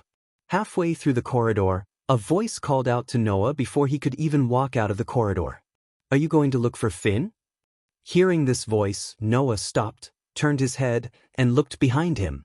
There, Riveria and Leafia walked together in the direction of Noah. The one who called out to Noah was naturally Riveria. As for Leafia, she was holding a few thick books in her hands. She was glaring at Noah with an even more ferocious gaze than the day before, causing Noah to shudder. Undoubtedly, this elven archmage usually lacked confidence and was easily nervous. Once she encountered AIC, she became so terrifying. It was really lamentable. Noah could only touch his nose and avert his gaze. He simply ignored Leafia and greeted Riveria. "Good morning." "Good morning to you." Riveria didn't bring her magic wand, but she was still wearing a cloak. Looking at Noah, her beautiful face that was more perfect than a goddess was filled with a chuckle. "If you are going to look for Finn, then let's go together." Hearing this, Noah met Riveria's gaze and looked into her eyes. After a while, he shrugged. "Then let's go together."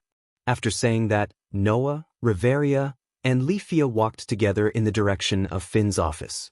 To be honest, Noah wasn't familiar with Riveria, but she wasn't a stranger either.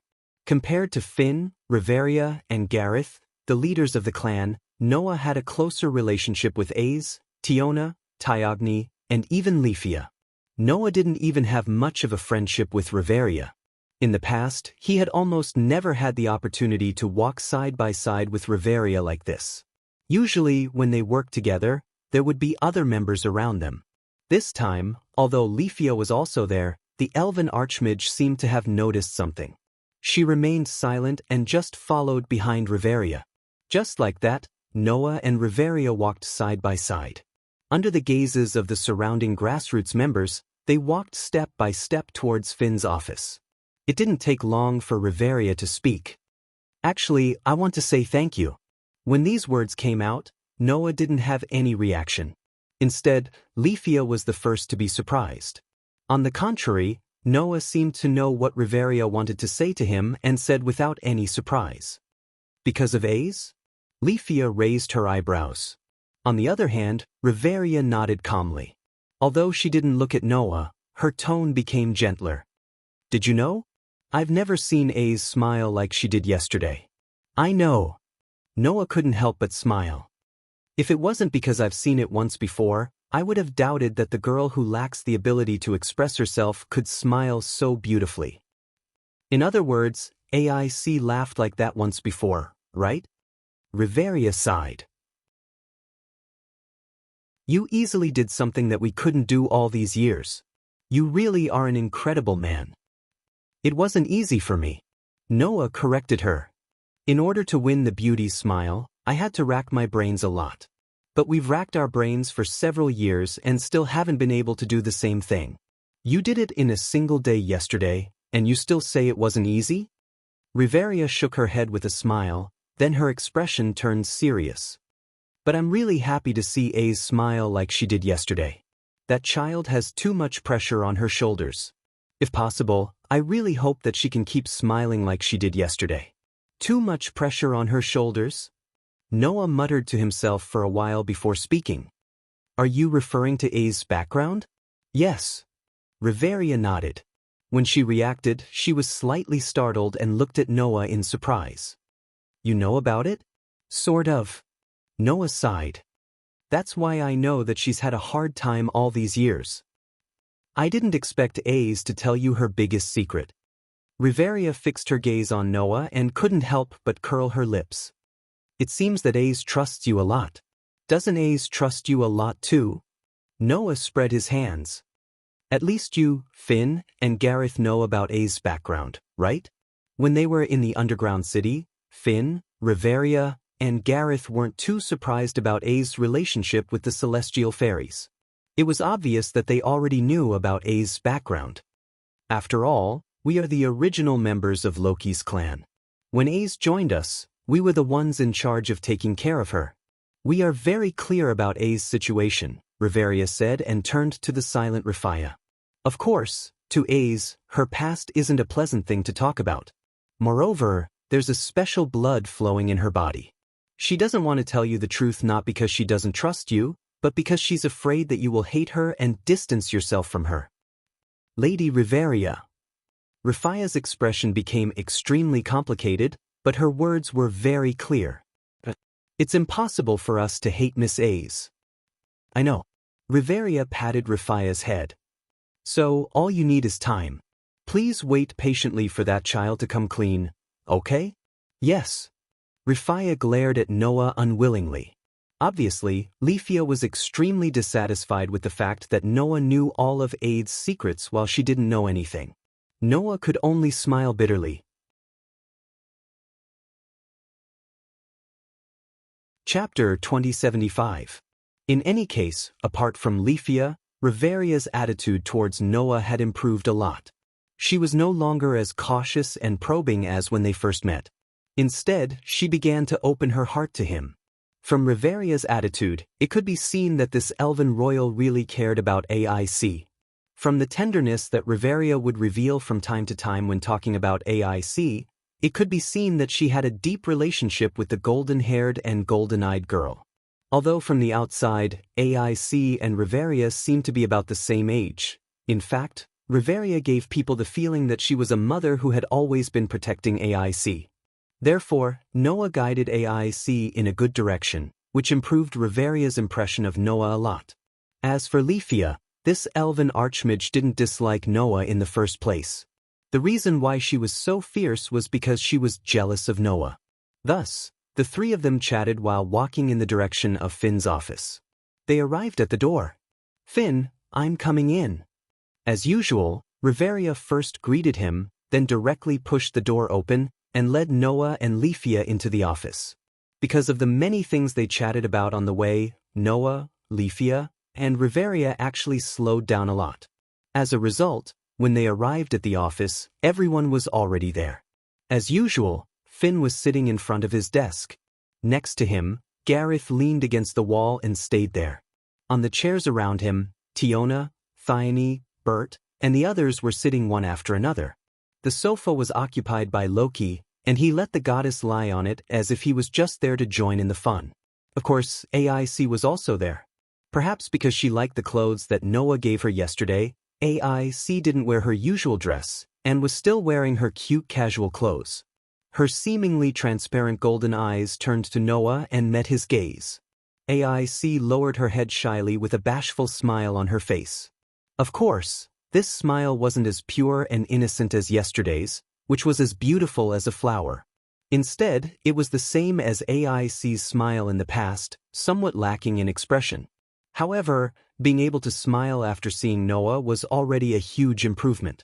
Therefore, Noah smiled back at her, making her feel even more embarrassed.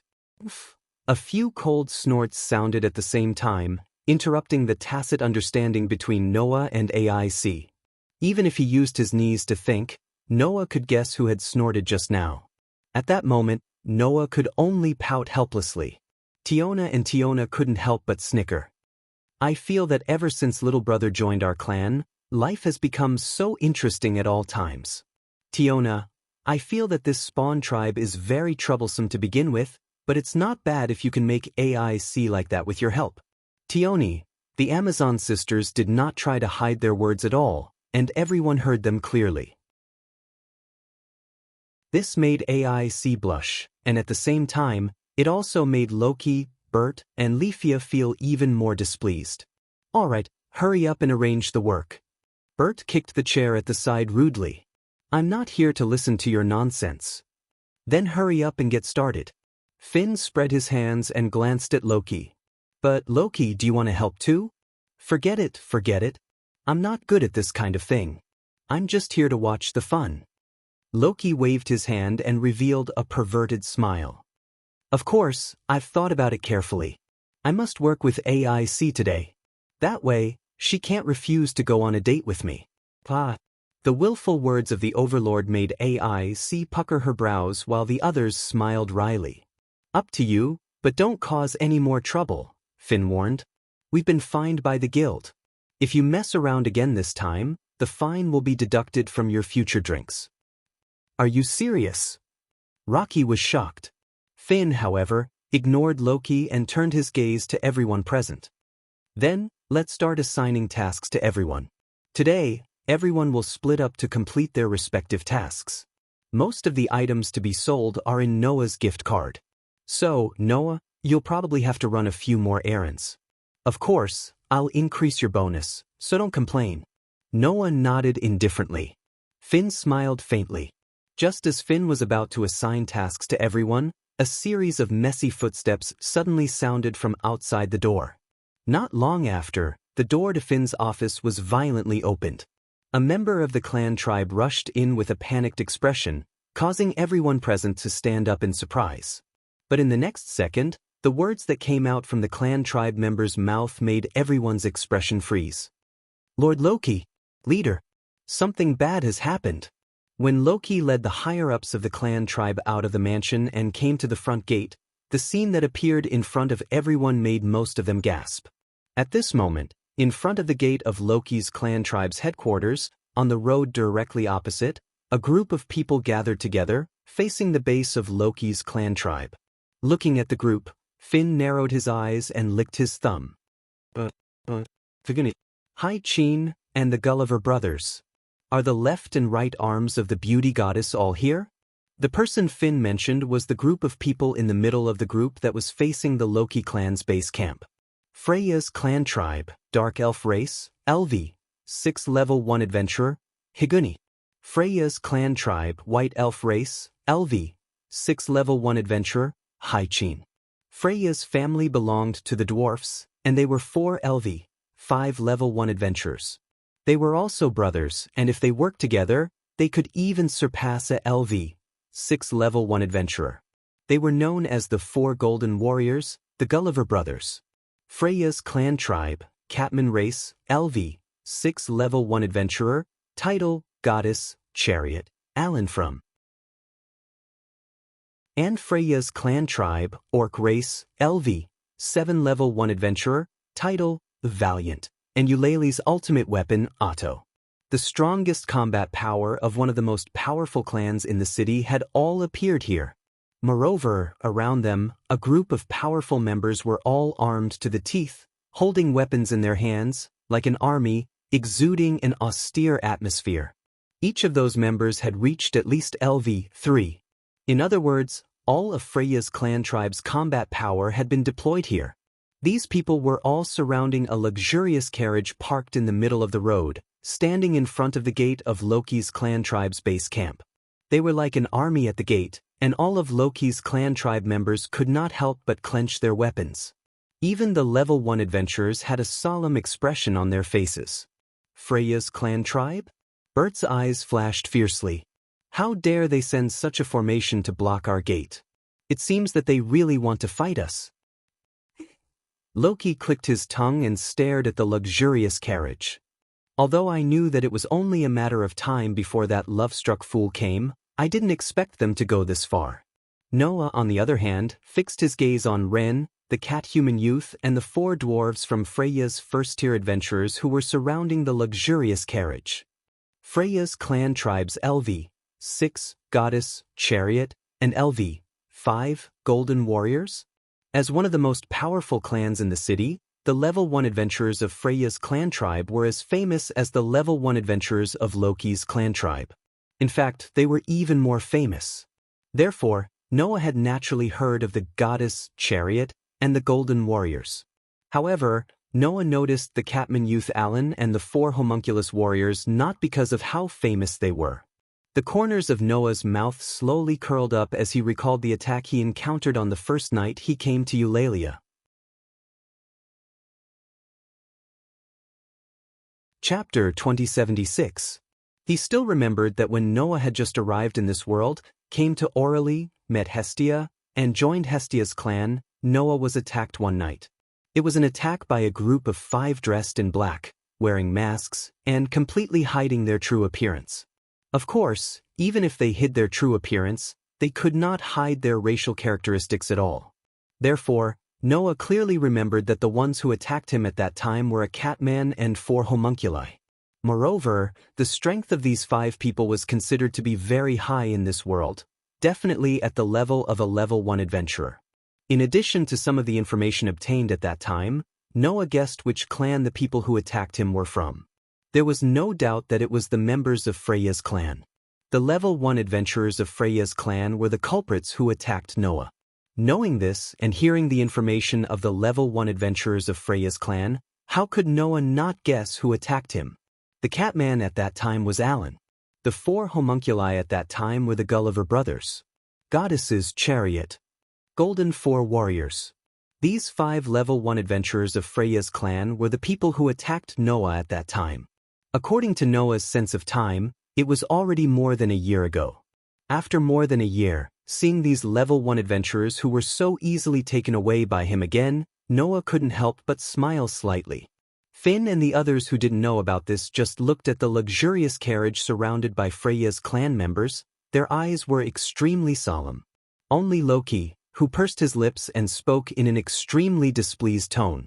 Setting up such a formation in front of my house, do you expect me to personally invite you down? As soon as these words came out, the whole place suddenly fell silent.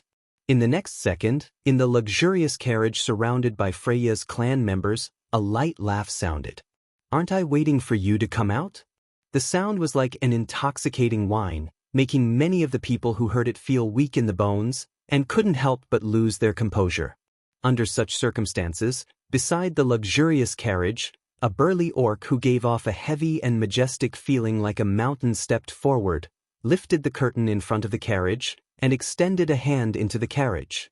In the next moment, a slender hand as white as jade stretched out from the carriage and placed it on Otto's hand. Then, the world's purest beauty made her appearance there. The enchanting devilish figure exuded a fatal charm. Her delicate skin that could be broken by a breath was suffused with blood. Her breathtakingly beautiful face with an intoxicating smile. A pair of beautiful eyes as soft as water, one could not help but be infatuated. The goddess of love and beauty came down from the carriage and appeared under the sunlight in front of everyone's eyes. Looking at the embodiment of the purest beauty in the world, the members of Loki's clan, who were holding their weapons tightly with solemn and vigilant faces, were all stunned. They couldn't help but lower their defenses that could be used at any time. Seeing this scene clearly, Finn, Riveria, and Gareth's expressions became even more solemn. If Freya's clan members launched an attack now, with just a smile from Freya, more than 80% of the members here would lose their ability to fight and be captured by the beauty of the goddess of beauty and easily be conquered by Freya's clan members. In a war between clans, the overgod should be the weakest and most protected existence, and should be the most vulnerable. But this rule did not apply to Freya's clan members at all. Although Freya's divine power was sealed like the other gods, but other than that, Freya had a weapon that the other gods did not have. And that was her charm. With this weapon, the clan members who could not resist the charm of the goddess of beauty were no match for Freya's clan members. The clan members of Loki's clan, known as the Two Kings of Eulalia, and recognized as the strongest clan, were at an unimaginable disadvantage when they met Freya's clan members. Finn, Riveria, and Gareth weren't the only ones who understood this. Ace, Tiona, Tioni, Bert, and the others understood as well. At that moment, Bert sneered. Showing off. As soon as he finished speaking, whoosh! Accompanied by the sound of something breaking through the air, a figure suddenly burst out from Freya's clan members. Like a bolt of lightning with an unimaginable speed, it scuttled in front of the level 1 adventurers of Loki's clan members. More accurately, it should be said that it scuttled in front of Bert. Wah! Finn and the others who did not expect to be ambushed were shocked. At this time, a spear had already turned into a cold light, as if it had pierced through space. It rubbed against the air, and in the sharp sound of something breaking through the air, it stabbed towards Bert. What? Bert's pupils shrunk, and his body suddenly tensed up. Without the slightest hesitation, Bert raised his feet that were equipped with the steel-like silver boots. Clang! With a crisp sound of collision, the spear that had pierced through space heavily stabbed into the silver boots, causing dazzling sparks. An unimaginable impact suddenly shook the silver boots, causing Bert to groan. His whole body seemed to be bounced off, rubbing against the ground for a distance of dozens of meters. At this time, the owner of the spear that was thrusting towards Bert was slowly put away by its owner. Only then did everyone see the appearance of the attacker clearly. It was a young catman who was not very tall, with black and gray body hair. This is just a small lesson. The catman known as the Goddess Chariot, Alan, looked at Bert, who was repelled by his spear, with a cold and disdainful expression on his face. Remember to clean your mouth, Bert Roga. The extremely disdainful words made the bad-tempered Bert's anger explode. You've got guts. Bert grinned, and his eyes burned with ferocious flames. He patted his feet with the silver boots, and his whole body exuded a frightening murderous aura. "You're overestimating yourself." Alan's smile was still disdainful, but he lifted the spear in his hand slightly. Just as the first-level adventurer, the werewolf and the catman were about to fight, a terrifying aura rose around them one after another. Alan's heart skipped a beat, and he looked around. He saw that with Finn in the lead, Riveria, Gareth, Tiona, and Tyogny were all staring at Alan, and their eyes became extremely cold. "As expected of the goddess chariot," Finn said lightly. "To be able to penetrate the defense net set up by so many of us in an instant and repel Bert, your agility is still as high as before." One of the reasons why the Catman youth, Alan, was called the goddess chariot was that he had a frightening pair of hairy legs. Although Bert was only LV5, his agility was the highest level of S stage, and he also had skills to increase his speed. As a result, he almost didn't react in time and was attacked by Alan. Finn, Riveria, and Gareth were all LV6, but because it was too sudden, they almost didn't react in time. It could be seen that the Catman youth's agility was second to none, even in LV6. However, ignoring the group of first-level adventurers of Loki's clan, breaking into the enemy's camp alone, and even repelling one of them arrogantly, all of a sudden, everyone was enraged. As a result, even AIC couldn't help but hold the rapier at her waist and stared at Alan with all her attention. The members of Loki's clan also all woke up from the beauty of the goddess and reflexively raised their weapons. Of course, the behavior of Loki's clan also made all of Freya's clan members tense up, and they all held the weapons in their hands. The atmosphere suddenly became tense. As a result, among all the people present, only 2 people seemed to be out of place and didn't care about the tense atmosphere at all. One was the goddess, Freya. The other was, of course, Noah, because when Freya alighted from the car, Noah had already felt it. An extremely hot gaze was fixed on him. The owner of the gaze was, of course, Freya. Meeting Freya's gaze, Noah looked at her. Then, the goddess's intoxicating smile from the bottom of her heart was imprinted in Noah's eyes. Chapter 2077. It had to be said that as a goddess of beauty, Freya's every move did indeed affect everyone's heart. The originally tense atmosphere dissipated in an instant under Freya's intoxicating smile. But this time, Freya really did not do it on purpose. She was simply happy to see her sweetheart. Although Noah's appearance had completely changed and there was nothing familiar about him, in the eyes of Freya, who could see through the soul, that appearance did not have any effect at all. Others recognized people by their faces. Freya, on the other hand, looked at the soul. Therefore, Freya, who was staring at Noah, opened her red lips and moved them slightly. "I've found you, my most beloved man." A sentence that could make any man fall head over heels for her, but it could not shake Noah's heart. Looking at Freya, Noah's expression did not change from beginning to end. That unmoved look did not disappoint Freya, but instead made the smile on her face grow wider.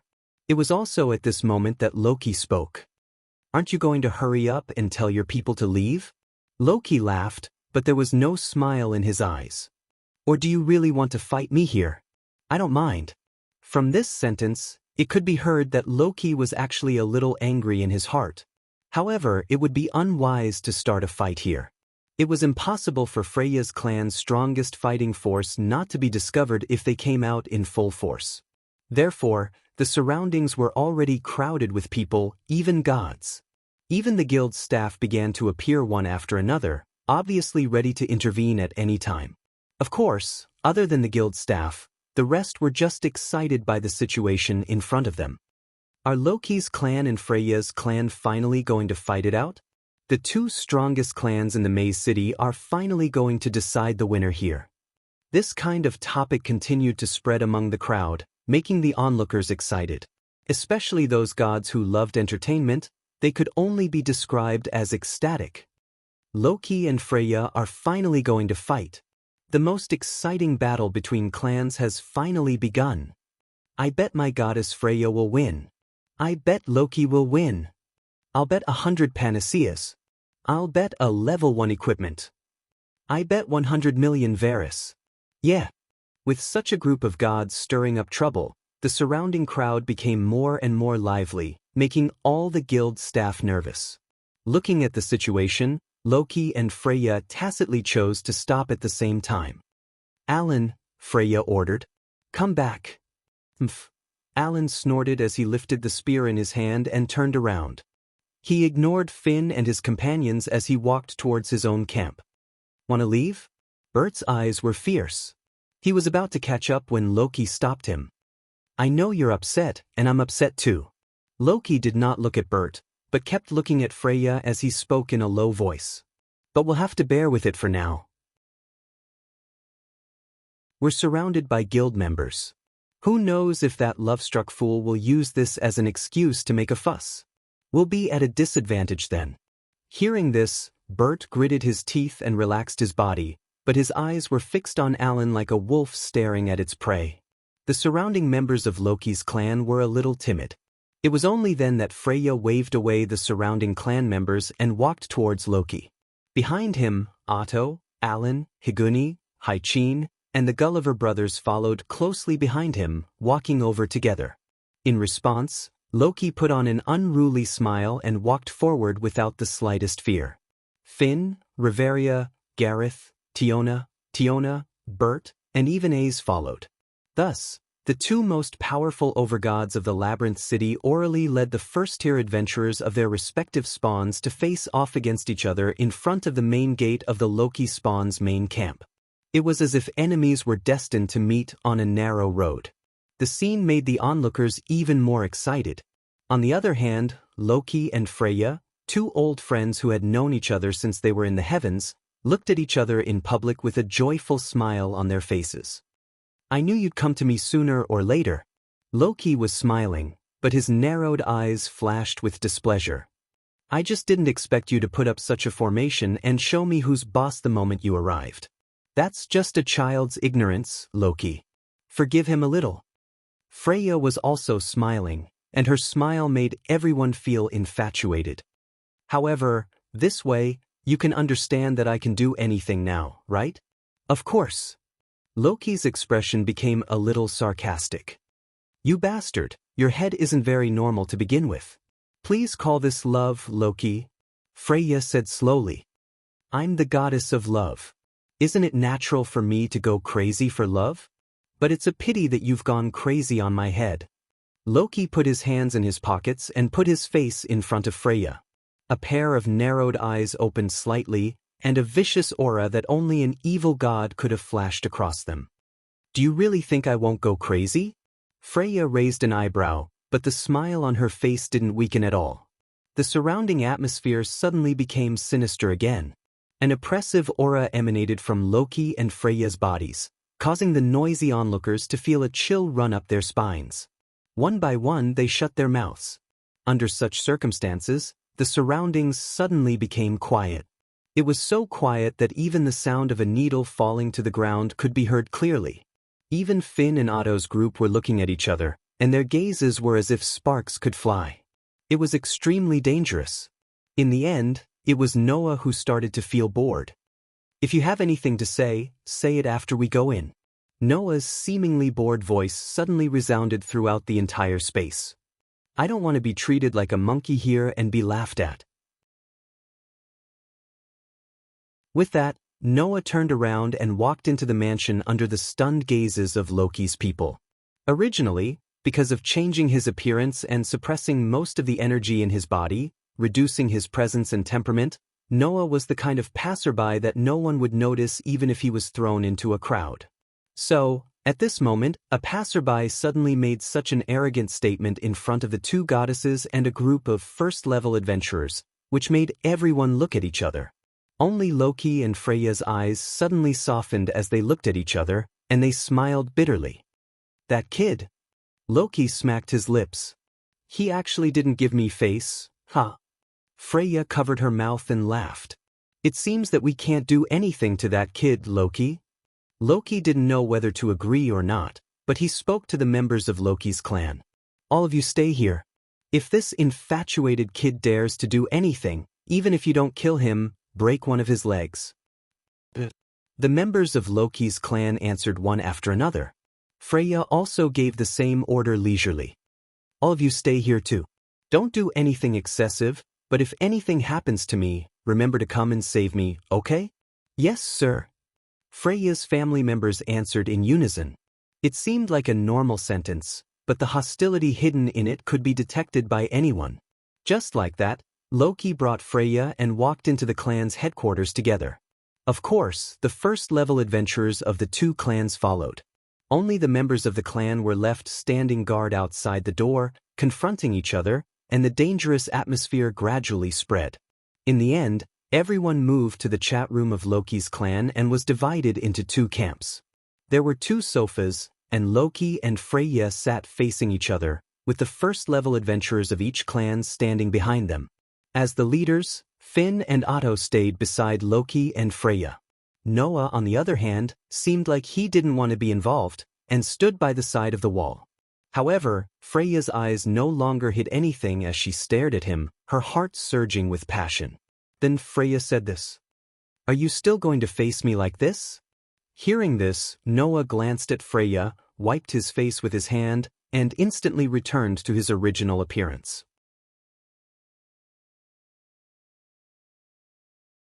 Chapter 2078. When Noah revealed his true appearance, his strong presence that was different from anyone else's also swelled up, easily surpassing everyone present, even gods like Loki and Freya. The first-level adventurers of Freya's clan reacted. Otto stared straight at Noah without saying a word, but a slight pressure emanated from his body. Higuni and Haichin had already heard of Noah's existence from Freya, but they did not know what was so special about this man that their respected god was infatuated with. Now, they somewhat understood and looked at each other. As for Alan and the Gulliver brothers, they had already attacked Noah under Freya's orders.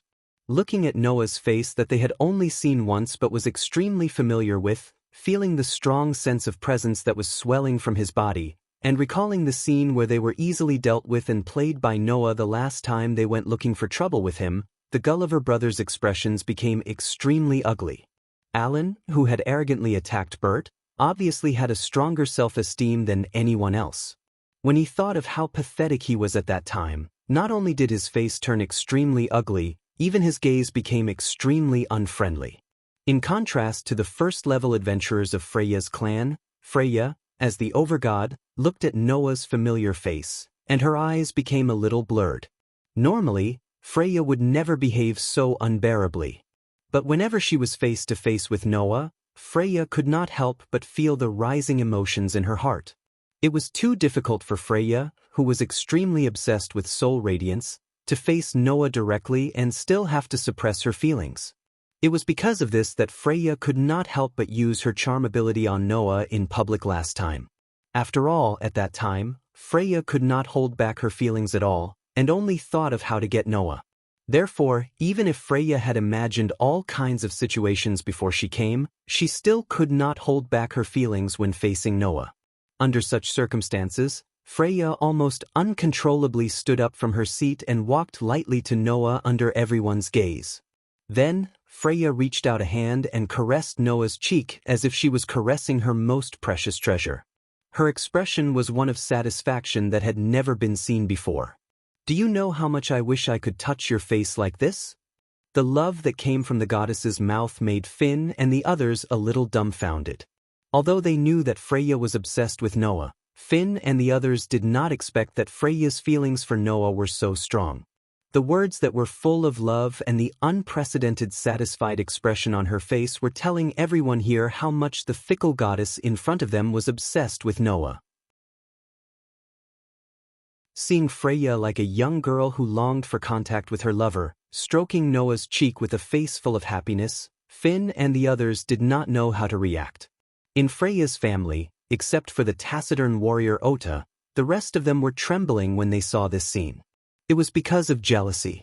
Every member of Freya's family loved the goddess dearly, and longed to be loved by the goddess. Therefore, except for the honest Ota and the prideful Alan, the first-level adventurers of Freya's family felt as if their beloved goddess had been snatched away by Noah, and all of them bit their trembling lips. In addition, there were two people who had obvious reactions to Freya's actions. One was Loki. That love-struck fool. Loki frowned deeply. Although I already knew that she had a special impression of that little fellow, this persistence is perhaps more terrifying than I thought. The other was Ace. Seeing Freya affectionately caressing Noah's cheek as if she was facing her most beloved lover, Ace's gem-like eyes could not help but waver. When the first-level adventurers of Freya's family saw this scene, they felt as if their goddess had been snatched away by another man. When Ace saw this scene, she felt as if Noah had been snatched away by another woman. This caused Ace's emotionless face to show obvious uneasiness. She wanted to step forward a few times, but she was hesitant. Her conflicted look made Leafia, the only one present who was not a first-level adventurer, feel sorry for her. As for the person in question, Noah's gaze was fixed on Freya's body. He looked at her breathtakingly beautiful face and spoke in an indifferent tone that made people feel a little cruel. "If you came here just to touch my face, then you have achieved your goal. Can you leave now?" The rejection in her words couldn't be any more obvious. Freya's hand that was caressing Noah's cheek paused involuntarily. The first-level adventurers of Freya's family were all excited. "You bastard!" Alan gripped the silver spear in his hand tightly and glared at Noah. "It is your honor to be loved by the goddess. How dare you boast so shamelessly?" Higuni, Haichin, and the Gulliver brothers all had ferocious looks on their faces, their killing intent rising. Unfortunately, Noah only glanced at them and laughed, not knowing whether it was mockery or disdain. "It is indeed an honor to be loved by the goddess." Noah grabbed Freya's hand in front of everyone and pressed the goddess' hand down. He looked into the goddess' eyes and said this with a chuckle. "Unfortunately, I have already received the favor of the two virgins. The overbearing favor of the goddess should be left to someone else. I admit that I can't bear it." Instantly, the killing intent rising from the first-level adventurers of Freya's family expanded several times. Even Otto was a little angry. He opened his eyes and stared straight at Noah, his expression becoming a little frightening. On the other hand, the rest of the adventurers noticed a detail in Noah's words. "The favor of the two virgins?" Loki stood up in surprise. "The favor of the two virgins?" AIC and the rest were also stunned. "The two virgins?" Freya looked deeply at Noah. She was not hurt by Noah's rejection and smiled meaningfully. "Other than Hestia, is there another virgin goddess in Eulalia who is in contact with you?" Noah did not answer. It should be said that even if he answered, no one would feel relieved. Because the other virgin goddess had already spoken in Noah's heart. "Don't tell me you're referring to me?" Athena's laughter echoed in Noah's heart. "Indeed, this concubine's obsession with you can be considered as a form of favoritism. Otherwise, I wouldn't have become something that only belongs to you." Thinking back, it really makes one sigh. Noah couldn't help but smile at Athena's words. But when he looked at Freya, the smile on his face grew fainter. "Tell me, what are you here for?" "Of course I want to come here to see you," Freya said without hesitation, but then changed the topic. "Other than you, there is another person that I think it is time to meet." As she said this, Freya turned her head and cast her gaze on someone. Being stared at by Freya, AIC was startled. Even Loki was slightly startled. He looked at AIC, then looked at Freya and asked with uncertainty. "The other person you want to see, don't tell me it's my beautiful AIC?" "That's right." Freya nodded gracefully, then walked around the sofa and came in front of AIC. "I have long wanted to meet the child that Loki is most proud of." Freya reached out her hand and gently stroked AIC's cheek, just like how she did with Noah. However, when she stroked Noah's cheek, Freya's eyes were burning. But when she stroked AIC's cheek, Freya's eyes were piercing. "As expected of Loki's favorite child, you are really cute." Freya's hand gently stroked AIC's cheek, and her words were like a knife, piercing AIC's heart. "But recently, you have been too close to the man I love, so close that I feel a little unhappy. Tell me, what should I do?"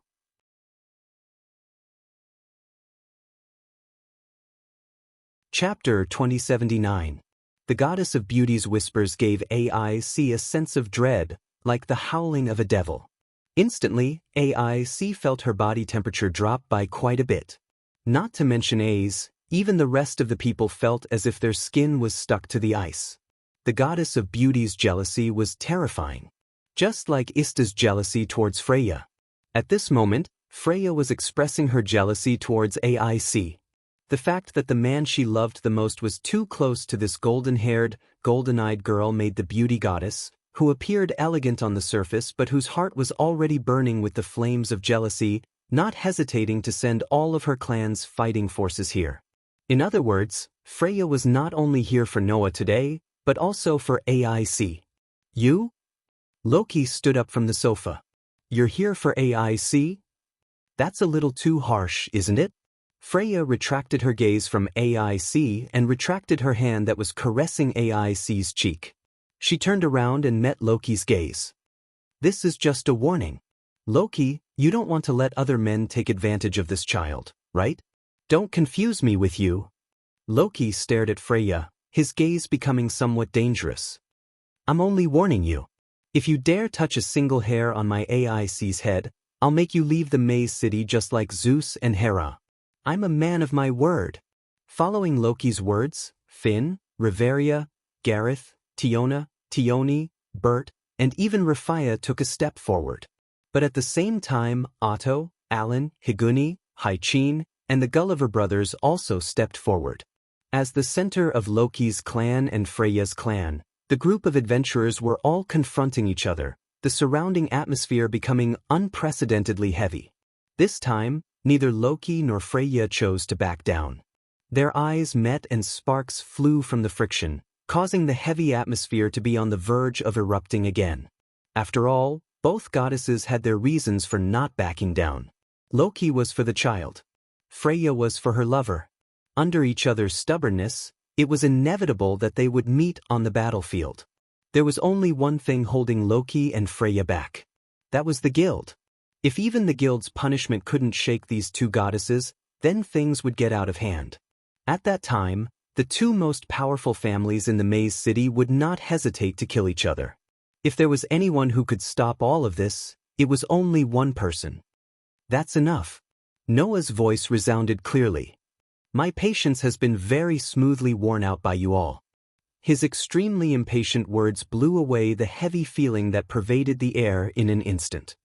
I've known for a long time that you so-called gods have overly strong egos.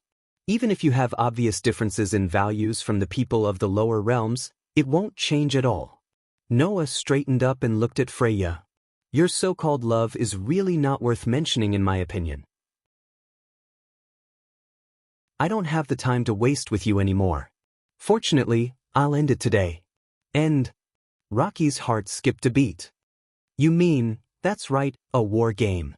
Noah's gaze swept across the first-level adventurers of Freya's family and finally stopped on Freya. He spoke indifferently. But this time, it's not a war game between your kin. It's a war game between me and all of Freya's kin. When he said this, the whole place fell silent. Freya's eyes flashed and closed. Loki's kin looked at each other in silence. Loki opened his mouth as if he wanted to say something, but in the end, he seemed to think that this was not a bad idea, so he closed his mouth. Only the first-level adventurers of Freya's kin, other than Otto who was also silent, were angry. I see. Alan laughed in anger. Do you think we're like those useless Apollo's kin that you can do whatever you want to us? If not, what do you think? Noah looked at Alan and glanced at the Gulliver brothers before he laughed in a mocking manner. The famous goddess Chariot and Golden Four Warriors are not convinced, are you? Undoubtedly, the last time you joined hands, you couldn't even touch the corner of my clothes, right? So what if there's one more LV, 7 and 2 more LV, 6S? You? Alan and the Gulliver brothers were instantly enraged. Although Higuni and Haichin were also full of anger, they also knew about this matter and were half angry and half shocked. Even if they were extremely dissatisfied with the fact that Noah was favored by Freya, Noah's actions in the past few months had already spread throughout Eulalia, and no one would think that Noah was boasting. Even if he was boasting, Noah had the right to do so. That was why the first-level adventurers of Freya's kin could not find any words to refute, and could only glare at Noah angrily, itching to charge at him. And now that things had developed to this point, Loki was actually gloating. I'd like to see how far you Freya's kin can go against this little guy who even dares to kill a god. Finn and the others smiled at this and chose to watch from the sidelines. After all, Finn and the others had seen with their own eyes how the immortal of filth, who was stronger than Oda, was defeated by Noah in one move. Therefore, even if the opponent was the full force of one of the most powerful families in the city, Finn and the others believed that Noah would not lose. All of a sudden, the spearhead was pointed at Freya's kin. Everyone's gaze was focused on Freya, who had her eyes closed. No one knew what she was thinking, and they quietly waited for the beautiful goddess' decision. Not long after, Freya opened her eyes and asked without turning her head around. "What do you think, Oda?" Oda, who had been silent all this time, raised his head. "Lady Freya." Otto spoke in an extremely straightforward manner in front of everyone. "We have no chance of winning and we cannot accept this war game." Such straightforward words and attitude surprised Noah and even the people of Loki's clan. The first-level adventurers of Freya's kin glared at Oda. "Do you know what you're saying?" Alan clenched his fists, his veins bulging. "Are you saying that our glorious Freya's kin can't even defeat a human?" "Yes." Oda didn't hesitate at all. "We can't. You know this better than I do, Alan." The young Catman Alan breathed heavily. The sound of him gnashing his teeth was so loud that everyone in the room could hear it. Despite his anger, Alan could not refute Oda's words. Just as Oda had said, Alan knew better than him just how terrifying Noah was. The memory of how he had been toyed with by Noah when he had joined hands with the Gulliver brothers surfaced in his mind. Regardless of how furious he was, there was nothing he could do. "So, if we accept this war game, Freya's kin will end up like Apollo's kin, doomed eternally." Oda's heavy voice echoed in the room. "I am the leader of the kin, and I will not let this happen. This war game is unacceptable." When Oda's words echoed in the room, before anyone could react, Noah's laughter shook the room. "I think you've misunderstood. I didn't ask for your consent." Everyone in Freya's family had an ominous premonition when they heard this. When Otto and the rest turned their attention to Noah, a scene that made everyone's head boil was displayed before Freya's family. Ugh! It was Freya's voice. This voice was filled with a discomfort that could be easily detected by others. Noah had appeared in front of Freya and grabbed her by the neck, holding her hostage. "Lady Freya!" Oda and the others were furious. "Noah!" Loki and the others cried out in surprise. "Like I said, my patience has been worn out by you." Noah curled his lips into a smile. "You have no choice but to accept this war game. If you want to save your goddess, then go to the flower field 1 kilometer east of Eulalie." With that, Noah hugged Freya under his arm and jumped down, breaking the glass behind him and jumping down from the mansion.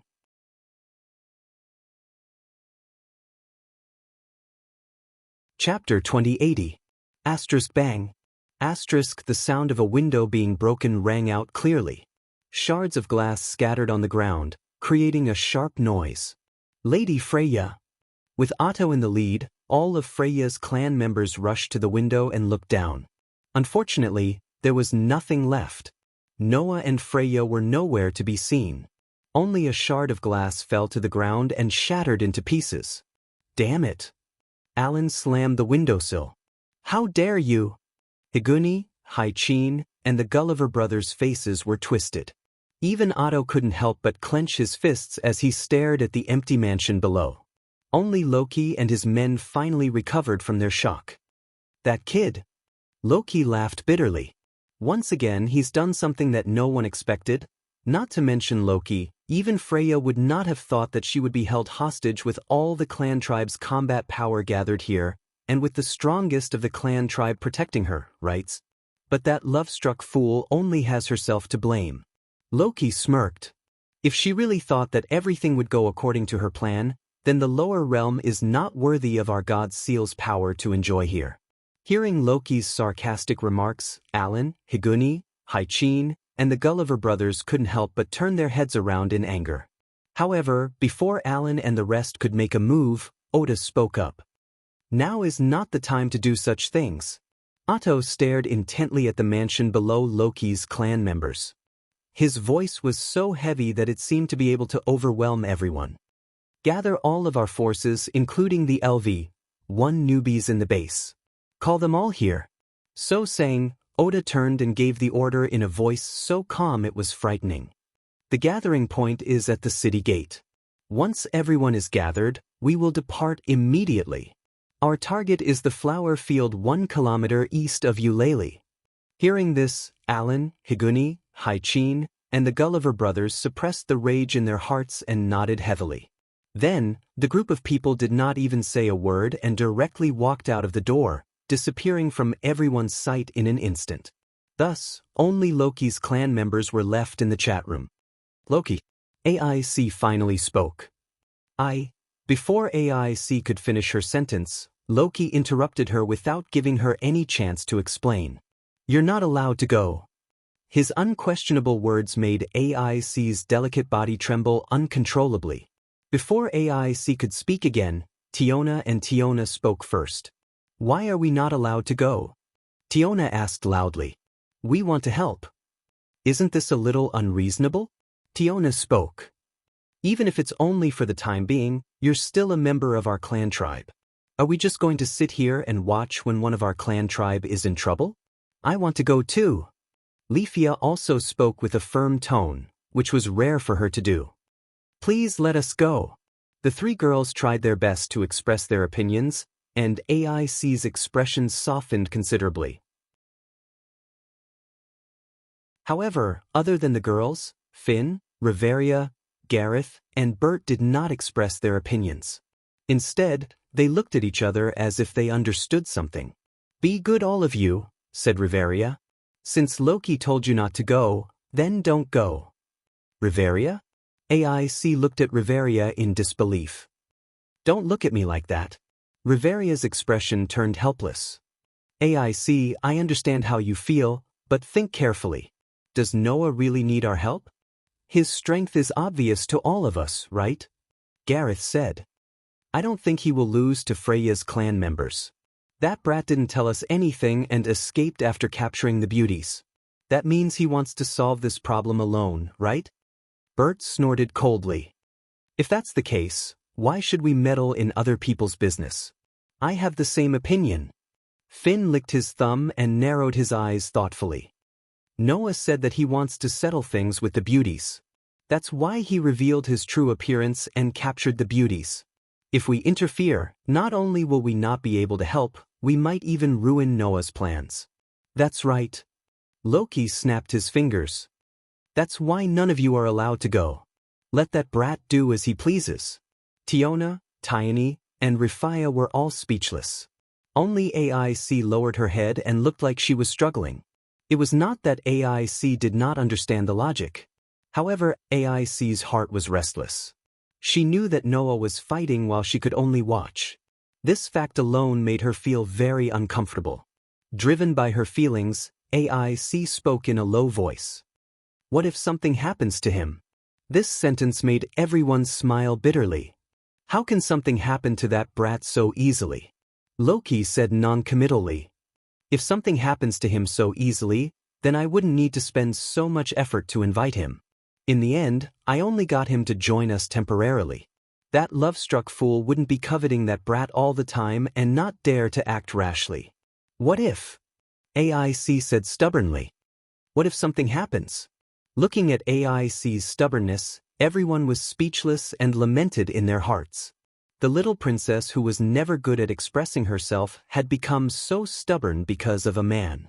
It was truly unexpected. This also proved how high Noah's position in AIC's heart. This made Loki, Bert, and Leafia feel a little uncomfortable. Looking at Loki's expression as if he had eaten a durian, Finn shook his head and said to Loki, AIC is right. It's better to be safe than sorry. So, just in case, it's better to arrange some spies near the flower field that Noah just mentioned. This way, We can intervene at any time. Alright. Loki waved his hand helplessly. Then arrange a few people to watch over there. That flower field, it's at 1 kilometer to the east of Olalai. AIC interrupted Loki. I know that place. You know? Loki looked at AIC strangely. Could it be? I went there yesterday. AIC could not care less and admitted directly. On a date. So it went out of the city? Loki gritted his teeth. Can't you find it no matter how hard you look? You guys are really bold. Gareth was speechless. You actually went out of the city for a date. Fortunately, the guild didn't find out. Otherwise, we'd be in trouble. In other words, little brother is using the place where he and AIC have a date as the venue for a battle with Freya's family. Tiona was eager to try. I suddenly feel like going there to take a look. Oh, you, at least restrain yourself a little, Tiona said with a face full of excitement. But I kind of want to go and take a look too. Yeah. Leafia smiled slightly, but her smile was a little creepy. It's best that such a place disappear. Everyone shuddered at his words. This elven archmage was really scary when she was being shady. If that's the case, then Tiona and Tiona, you two will go there. Finn pondered for a while and made the decision. If you want to fool the guild and everyone, you won't be able to do it without the strength of a level 1 adventurer, right? Us. Tiona and Tiona were startled at first, but then they became excited. Got it, leader. Seeing this, AIC opened her mouth slightly. Just as she was about to say something, it was as if she was seen through and directly rejected. AIC, you don't have to go. Riveria shook her head at AIC. It's not a good thing to have more people. You're much more conspicuous than Tiona and Tiona, so it's not suitable for a covert operation. AIC immediately became dejected. Looking at AIC like this, Loki sighed and immediately cursed out loud. Now I finally understand why that love-struck fool didn't hesitate to go all out to provoke me. Jealousy is such a scary thing, even I can't help but want to bite someone.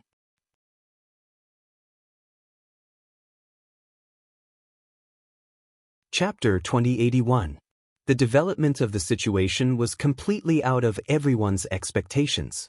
Outside the headquarters of Loki's kin, Freya's kin, who were ready to charge into the enemy's camp at any time under the command of the king of Loki's kin, did not see their king of Loki, but Otto and his men.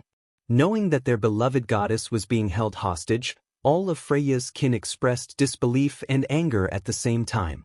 Without any hesitation, under Otto's command, all of Freya's kin marched towards the city gate. The onlookers who did not know what was going on expressed their confusion. The gods who were only looking for entertainment expressed their dissatisfaction. Ignoring everyone, Freya's kin gathered at the city gate of Eulalie and alerted the guild. If they wanted to enter and leave the maze city, they could not avoid the guild's permission. But in order to save their king of Loki, all of Freya's kin ignored the guild's objections and rushed out of the city, marching towards the flower fields. The unreasonable behavior of Freya's kin naturally angered the guild, and at the same time, threw a huge rock over Eulalie, causing a huge uproar. For a time, all kinds of rumors were spread. Some people thought that Freya's kin was planning to abandon Eulalie and go to another city. Some people thought that Freya's kin was planning to attack a certain clan outside the city. Some people thought that Freya's kin had other plans, and must be hiding some extremely important secret.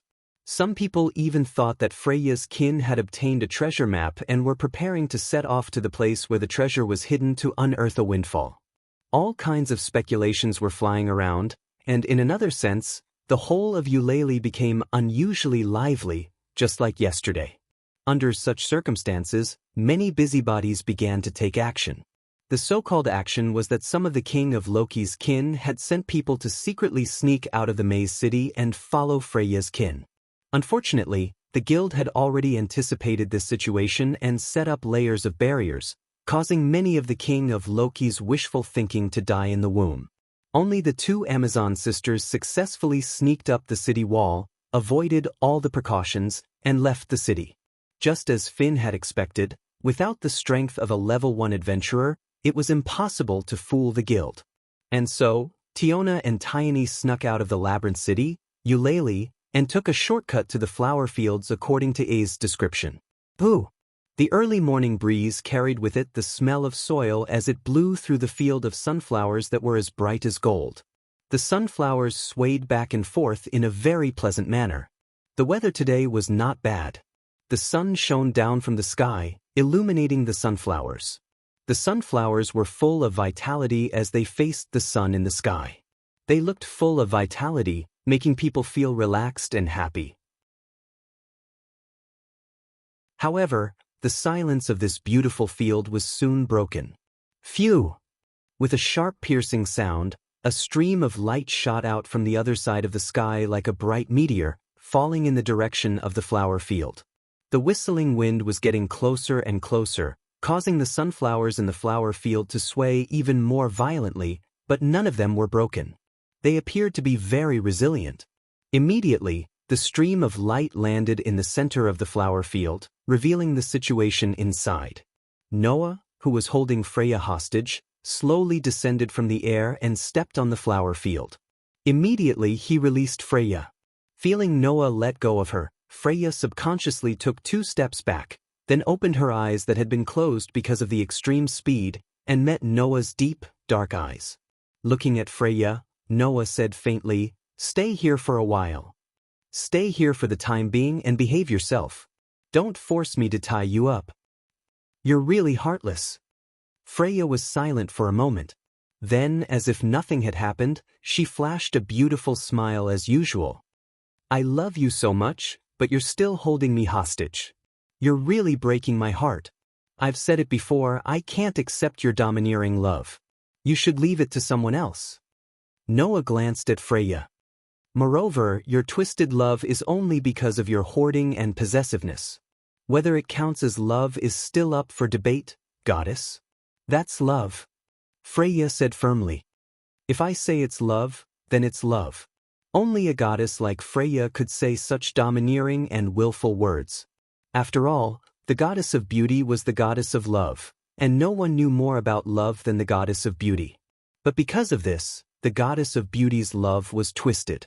Because whether it was doting, spoiling, favoring, crazy love, stubborn love, or sick love, all the love in the world would be reflected in the goddess of beauty.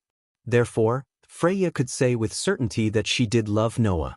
Even if it was love because of her hoarding and possessiveness, it was still love. But this kind of cruel love, just like what Noah said, he couldn't bear it at all. "I really hope that after today, you can still be as stubborn as you are now." Noah curled his lips into a smile, and under Freya's gaze, he raised his hand. A dark gold gift card appeared in Noah's hand, causing a dazzling light to bloom. Within the light, petite girls suddenly appeared one by one. "This is..." Freya was stunned. With eyes that could look directly at the souls of individuals, the goddess of beauty Freya easily recognized them. These girls in front of her were not simple at all. The girl with waist-length silver hair had a soul as tough and sharp as a sword. The girl with shoulder-length silver hair had a soul as dark and deep as the moonlight. The remaining pair of girls who looked exactly the same, with waist-length straight black hair, had souls that were like bottomless pits, with no limit at all. The souls of these 4 petite girls were all extremely dazzling, and although they were still not as bright as Noah's, they were still brighter than any existence Freya had seen so far, except for Noah. Including the gods, it was the same. At the same time, with the eyes that could see through souls and the eyesight unique to gods, Freya also recognized the bodies of the 4 girls in front of her. The silver-haired one is a fairy. The black-haired one is a god? That's right. In this world, Aster and Athena were immortals. As for Orpheus and Lilith, who were the dragon gods, they were naturally the true gods. However, it was precisely because of this that Freya was so surprised. Because if they were gods, Freya would definitely recognize them. But these 2 young goddesses in front of her, Freya had never even heard of them before. What surprised Freya even more was that in Athena's soul, besides seeing the fairy part, Freya also saw a trace of light that only gods could have in the deepest part of her soul. In addition, Aster's soul light was also somewhat abnormal compared to a real fairy. Freya was really surprised. Looking at Freya like this, Athena's snake eyes flashed slightly, and she smiled sweetly. A pair of eyes that can see through souls. It seems that some of this concubine's secrets have been exposed to your eyes as well, stubborn beauty. Freya was shocked. She could not help but be shocked. Under the gaze of Athena's snake-like eyes, Freya actually had the feeling that the depths of her soul were being seen through. That feeling told Freya everything. The girl with shoulder-length silver hair in front of her was indeed not an ordinary fairy. Moreover, beside Athena, Orpheus and Lilith were also looking at Freya.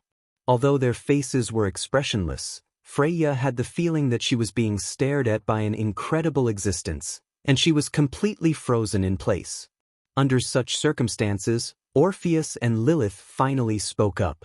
Goddess of beauty. Orpheus stared straight at Freya as if he was interested in her. A god I've never seen before. A god I've never seen before. A god I've never seen before. Lilith put her nose close to Freya's body and sniffed. She's different from Lilith, and different from the other Lilith. The dragon god's curious words made Freya so scared that she didn't even dare to move. Looking at Freya like this, Noah smiled triumphantly and said to Orpheus and Lilith. Orpheus, Lilith, keep an eye on her. If she doesn't behave, you can do whatever you want with her. Orpheus and Lilith turned their heads, looked at Noah, and nodded without hesitation.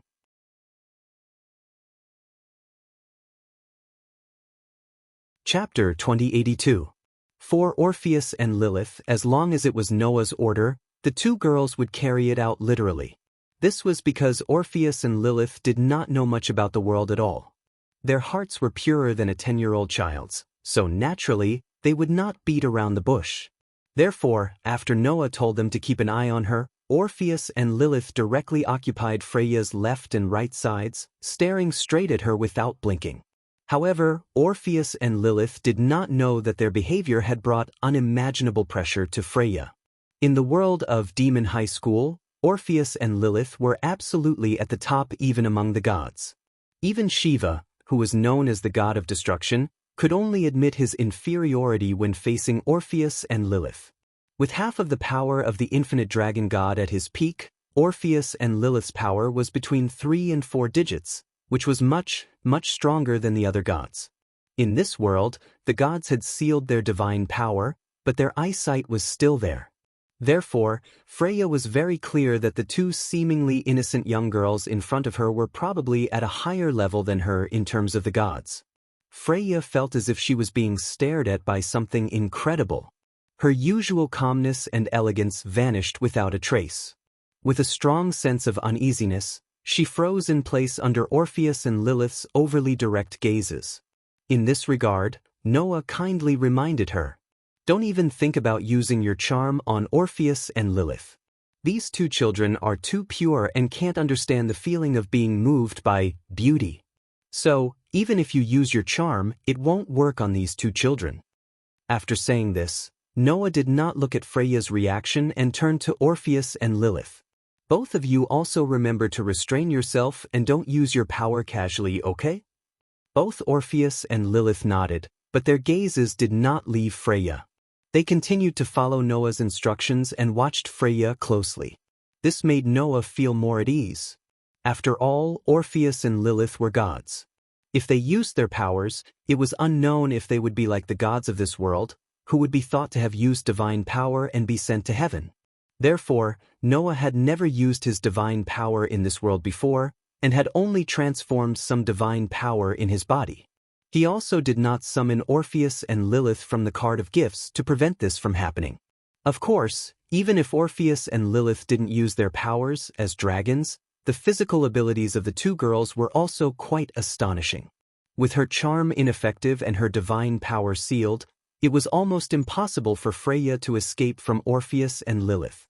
Thus, Noah turned around and walked past the flower field. He came to the edge of the cliff and looked into the distance. The labyrinth city, Eulalia, was like a city of steel under the sunlight, giving off a heavy feeling. Noah seemed to be able to see the chaos that was going on, and the corners of his mouth lifted slightly. At this time, Aster and Athena also came to Noah's left and right. "Master." Aster raised his head and looked at Noah as he spoke. "What are you planning to do? Can't you tell?" Noah smiled slightly. "I'm planning to play a game with Freya's clan." "There's no need for that, right?" Athena said so. "If you just want to get rid of that paranoid beauty, can't you just send her back to heaven?" "But Freya and Ista are different." Noah shook his head. "Ista's rule of terror among her clan is that of a reign of terror. Those who are obedient are left alone, and those who are disobedient are all captured by charm. No one wants to avenge her at all. Even if they are sent back to heaven, no one in Ista's clan will want to avenge her. But Freya is different." Noah narrowed his eyes. "Among Freya's clan, this beauty has an unusual prestige. All of the clan members respect and love this goddess from the bottom of their hearts. If I send her back to heaven, not only will the situation not improve, but it will also cause Freya's clan members to collectively go berserk. The trouble will not decrease but increase instead. If that's the case, it's better not to do it." "That's true." Athena nodded. "But if you don't send that beauty back to heaven, I don't think she will give up on you so easily." Although Athena had only seen Freya once until today with her eyesight, how could she not understand how serious Freya's obsession with Noah was? This was a goddess who would go crazy for twisted love. The beauty who only pursued the glory of the soul and did not see anything else in her eyes was willing to go against the guild for Noah's dazzling soul. Naturally, she would not give up on Noah just because of a little setback. Therefore, even if Noah killed all of Freya's clan members here, this goddess would still not give up.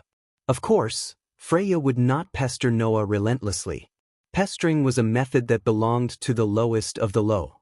This beauty goddess would never do such a thing. However, this beauty would hide, secretly develop her forces, and look for an opportunity to pursue Noah. After all, as an immortal god, Freya lacked nothing but time. Since that was the case, waiting for this beauty was also a kind of enjoyment, right? It was impossible that Noah did not understand this. But it was also because of this that Noah smiled. That's right, for a goddess, the one thing she does not lack the most is time.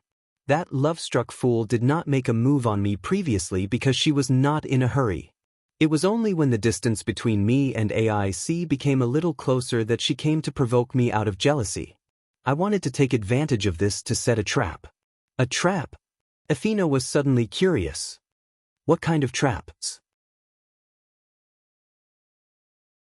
The most difficult thing in the world to obtain is not the thing that is the furthest away from you, but the thing that is undoubtedly right in front of you, but you can't touch it no matter what.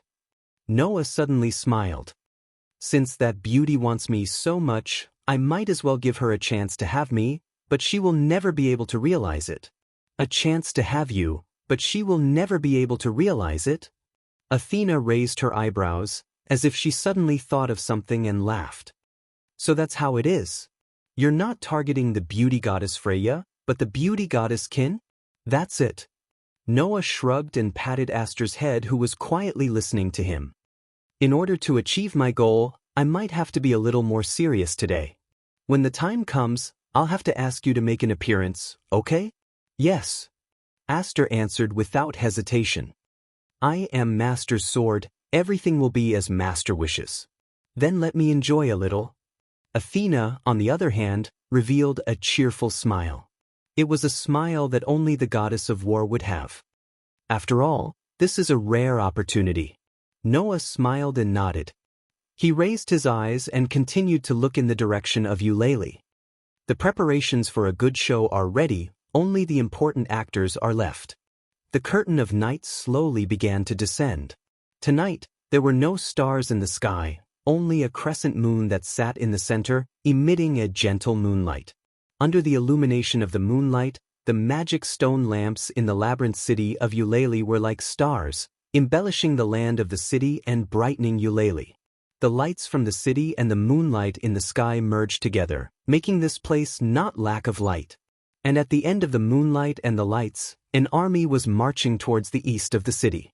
The army called the clan members were fully armed, and each of them held a weapon in their hands. They had a terrifying expression that could scare away ghosts as they marched towards their destination. In this army, there were humans, dwarves, elves, orcs, and of course, there were also Amazons and dwarves. The army of various races from the lower realm exuded a terrifying aura. Under the lead of the leader, they came to the bottom of a steep hill. The young catman Alan twitched the tip of his nose and said coldly, "I can smell the fragrance of flowers. The flower field should be in front of this steep hill." Hearing this, everyone began to show a murderous aura, because the culprit who dared to kidnap the goddess worshipped by Freya's clan was also in front of this steep hill. Otto carried a large sword on his back and looked at the steep hill with the crescent moon as the background. His eyes were resolute and cold.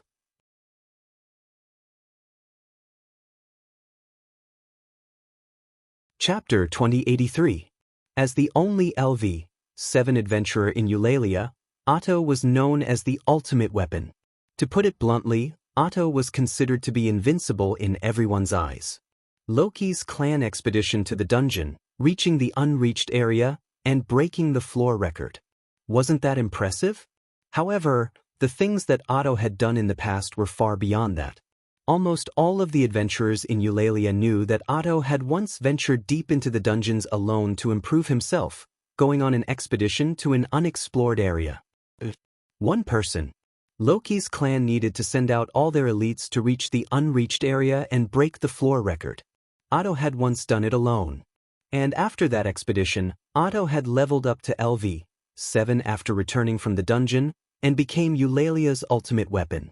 One could only imagine what kind of great achievements Otto had made in the dungeon to level up successfully. What kind of danger had Otto not encountered? Not to mention a mere steep slope, Otto had even successfully overcome the Shuras in the deeper regions of the dungeon. However, at this moment, in Otto's eyes, this seemingly ordinary slope, which did not even have a single monster of the lowest level, was more frightening than any of the dangers he had experienced in the past. On the steep slope, there were no rare monsters in the dungeon, no enhanced-type monsters, and no terrifying floor masters. There was only a single human. But it was because of that human's existence that in Otto's eyes, this seemingly ordinary steep slope became scarier than any danger. Otto, who had once ventured into the dungeon alone, now had the full force of one of Eulalia's most powerful clans, Freya's clan, by his side and behind him. Not only the level 1 adventurers of LV5 and LV6, but also the level 2 adventurers of LV3 and LV4, even the level 1 and LV2 newbie adventurers and Freya's family were all gathered here. Therefore, in Eulalia's eyes, Freya's clan's main camp was completely empty. Any weak clan had the ability to break in and take away the large amount of wealth accumulated inside. But none of that mattered. As long as they could save their most beloved goddess, not to mention the wealth accumulated in the base, even if they had to give up their lives, no one would care.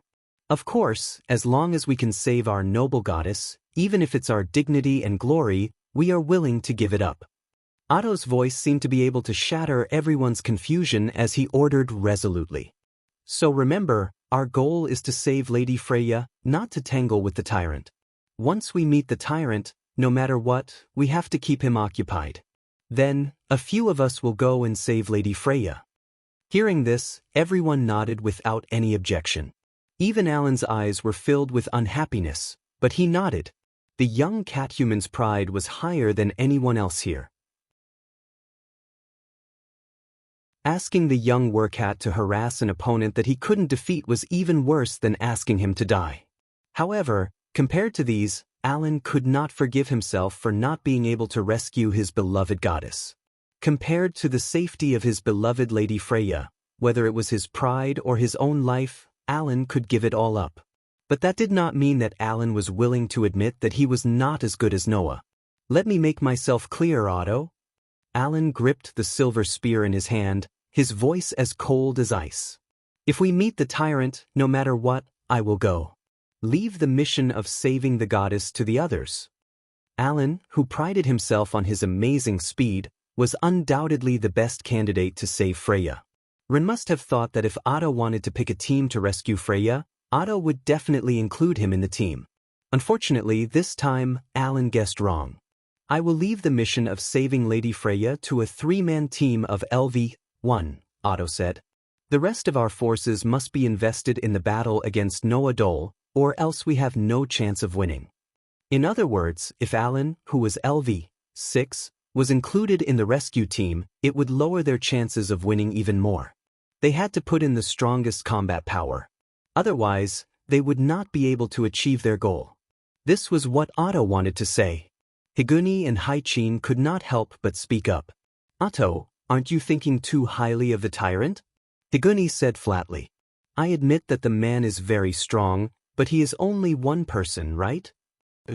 Haichin nodded in agreement. No matter how strong he is only one person. Do you think that we can't defeat him even if we put in all of our forces? Haichin's words immediately attracted the agreement of the fully armed Gulliver brothers.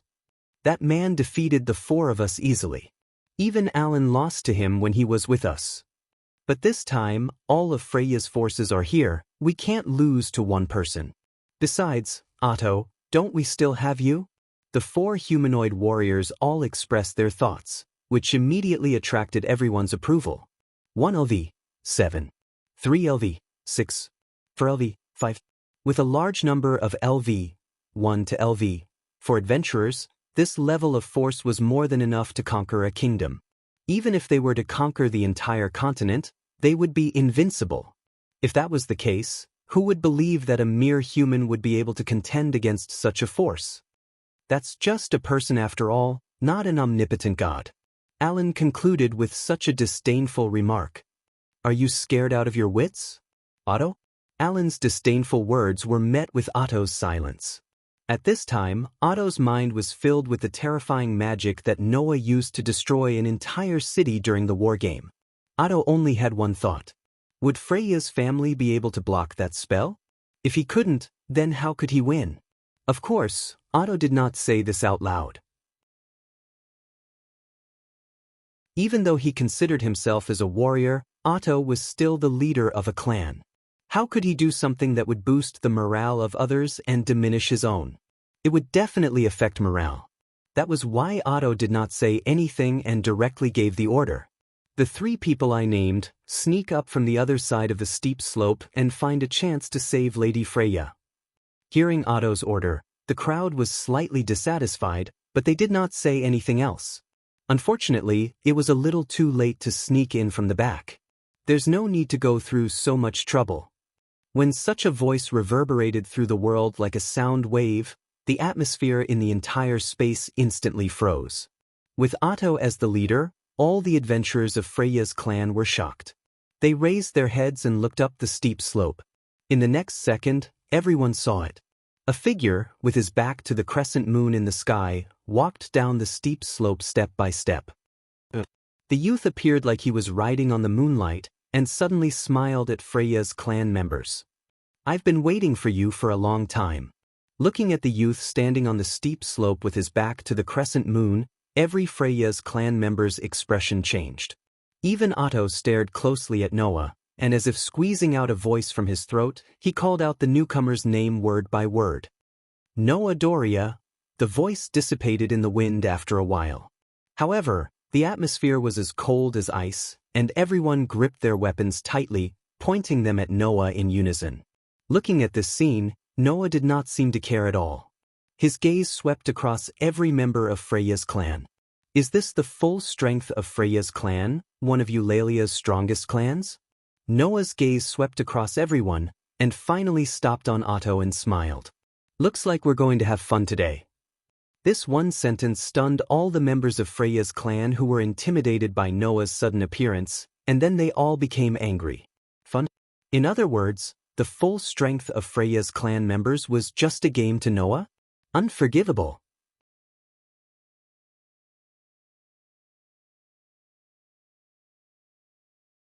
Chapter 2084.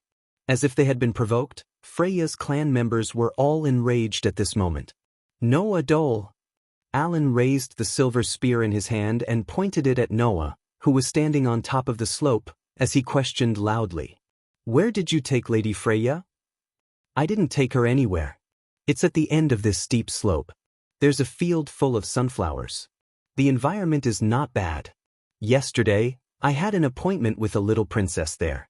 I even asked the 2 children who have formed a contract with me to take care of her. I won't neglect her. Noah's tone was relaxed.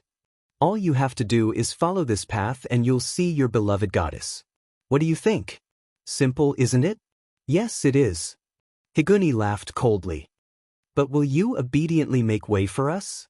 Who knows? Noah said with a half-smile. I'm not asking you to defeat me. As long as you can pass through here, I won't chase after you. Can I take it that way? Hai-Chin looked straight at Noah. In your opinion, there are so many of us here, but none of us can pass through. Are you trying to hint at us like that? Do you think I'm looking down on you? Noah's lips curled up. Then why don't you come and prove it? Noah's insufferably arrogant words and attitude infuriated Freya's clan members one after another. As one of the 2 strongest clans in Euryale's clan, they had never been looked down upon like this before. Did this man really think he could defeat all of Freya's clan by himself? Alan was so irritated that even his hair stood on end, and his voice was full of anger. Do you think we're as useless as Apollo's clan? Didn't I tell you? Noah shook his head with a smile. He raised his hand and made a provocative gesture. Why don't you come and prove it? In an instant, the fuse in the hearts of Freya's clan members was ignited. How arrogant! Do you really think you have nothing to fear in this world after committing the taboo of killing a god? You'll pay the price. Let's see how long you can keep your mouth shut. The Gulliver brothers shouted one by one. Everyone was provoked to the point where they almost lost their minds. Only Otto was able to maintain his composure. Looking at Noah, who had a half-smile on his face, Oda raised his hand. Following Oda's action, all of Freya's family members shut their mouths and stopped talking. They glared at Noah with eyes burning with rage. Under such circumstances, Oda spoke in a deep voice. Noah Dole, return our noble goddess to us. The entire place fell silent. The relaxed smile on Noah's face faded bit by bit, replaced by an extremely calm expression. However, in the next moment, Noah's words were like a bomb thrown into the calm space, exploding a taut string. Do you think I want to keep that idiot? Are you the only ones who would treat a goddess who only has a superficial appearance as a treasure? Idiot! As soon as he finished speaking, Otto's calm expression twisted. Oh! A thunderous roar suddenly rang out. A terrifying killing intent surged from Otto's body. Just like the calm before the storm, all of Otto's previous calmness was annihilated. All that was left was the impact of emotions, and his heart was in a frenzy. Otto could tolerate anything, but there was one thing he could not tolerate. That was an insult to the goddess of beauty. Once upon a time, when he first met Freya, Otto had attacked Noah because of his disrespect to the beauty.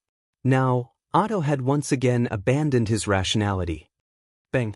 In the midst of an explosive sound, the adventurer who had been given the title of Fierce One crushed the ground under his feet, creating a shockwave. Under the vibration of the strong wind, he fiercely rushed in the direction of Noah. Clang! Otto pulled out a large and sharp blade from his back and gripped it tightly in his hand. A sharp sound pierced through the air, causing his towering body to shoot out like a cannonball. In the next instant, Otto had rushed in front of Noah. His eyes were crimson red, and his right hand was raised high. His muscles bulged to the point that even his veins were bulging. He aimed his weapon at the human youth in front of him without hesitation. In an instant, a cold arc of light and a sharp sword aura scraped against Noah's face, illuminating his deep, pitch-black eyes. Noah's expression didn't change as he stared at the furious Otto swinging his blade at him. Instead, his voice rang out clearly. That's why I said you're an idiot. A phosphorescent energy suddenly surged from Noah's body. Cold Queen of Steel, the holy sword that slays demons and demons, become a sword of steel, and bestow upon me divine power. A mysterious and unfamiliar elven incantation spilled out from Noah's mouth, causing the elven mark on the back of Noah's hand to emit a dazzling light. In response to the call of the contract, A young elven girl with waist-length straight silver hair appeared out of thin air. She raised a pair of purplish eyes, and raised a small hand towards the large blade that was swinging down. Then, something unbelievable happened. Clang. Amidst the sound of steel being ravaged by force, the razor-sharp broadsword in Otter's hand suddenly twisted without any apparent reason. It was as though an invisible hand had forcefully crushed it into a ball, turning the blade into an unbearable sight. Otto's expression abruptly changed. At this time, Noah was still chanting the incantation. Divine starlight, lightning of salvation, wisdom of the goddess, indestructible steel, sword, appear in my hand. The elven mark on the back of Noah's hand shone brightly. Thus, the young girl with shoulder-length silver hair similarly burst forth from within the radiance. Her bewitching snake-like eyes immediately focused on Otto's body. Just like the former, she raised a hand, but this time, it was aimed towards Otto's chest. Beep, beep, beep, a streak of lightning flashed. Not even giving Oda a chance to react, a bolt of lightning of salvation erupted and exploded on Oda's chest. Bang! Amidst the explosion, resplendent lightning flashed in all directions, causing Otto to groan as if he was struck by lightning and was sent flying. The Level 1 adventurers of Freya's family all stood up in shock. A few of them quickly rushed forward and caught Otto, who was sent flying backwards, preventing him from ending up like a rolling gourd. However, when everyone saw the scene on Oda's chest, everyone's pupils shrank. The armor on Otto's chest had long been shattered, and even the clothes in front of his body had been blasted apart, revealing his burly physique. However, Otto's chest, which was as hard as a rock, was now festering as if the skin on it had been burnt away. Cough, cough. Otto could not help but cough a few times, blood dripping from the corner of his mouth. Seeing this scene, everyone's heart trembled. On the other hand, Noah's side raised their eyebrows and began a discussion. Only this degree of injury? Alice questioned her companion with an expressionless face. You have been too merciful, divine sword elf. I have indeed been merciful. The power of the lightning of salvation had been suppressed to its limit. Athena replied calmly. But even if the power was adjusted, the lightning of salvation would still be enough to cause any human in this world to faint. I did not expect it to only cause such a degree of injury. It's not your fault. It should be related to Otto's own ability. Noah shook his head. Every person who receives a favor has a basic ability that they specialize in. Judging from Otto's appearance, this ultimate weapon of Eulalia's should be either strength or durability, right? This orc's durability attribute isn't low, huh? Seeing Noah making sarcastic remarks, Alan and the others felt their blood rush to their heads. Didn't you say you were alone? Alan roared angrily. Admit it if you hid reinforcements. Despicable scum. Despicable scum? Noah mocked. You can't win, so you're using this as an excuse? Where are you from? You? Alan's face was ferocious. Noah acted as if he did not see it and spoke indifferently. Also, Aster and Athena are not reinforcements. They are my swords.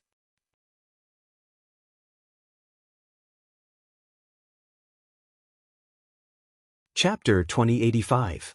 Sword. The members of Freya's clan were all stunned. Only Otto pushed away the members who were supporting him and clutched his chest. There was blood at the corner of his mouth, but his gaze was as sharp as a knife, piercing Aster and Athena. Soon after, Otto said something that shocked everyone. Those two girls are fairies, right? Fairies? The members of Freya's clan were all shocked. Noah nodded calmly as the members of Freya's clan stared at him in disbelief. Correct. Aster and Athena are fairies who will assist me.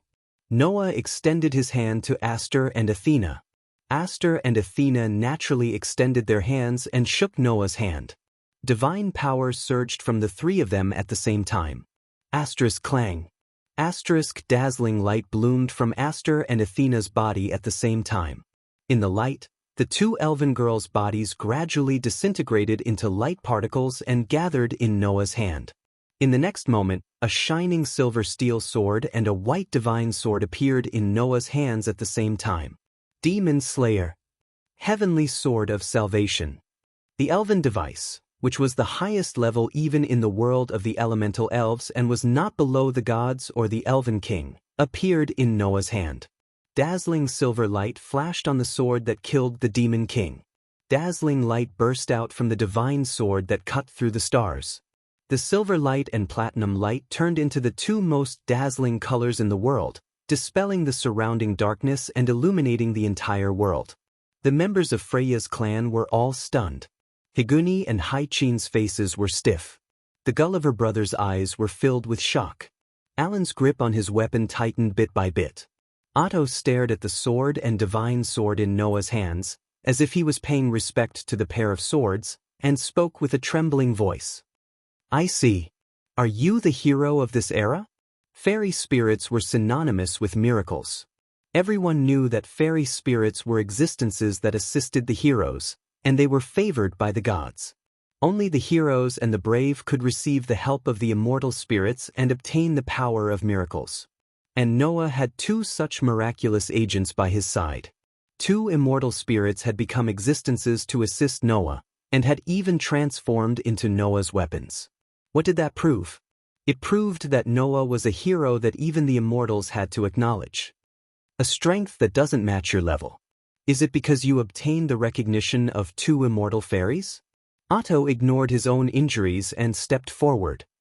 Is that why you're so powerful?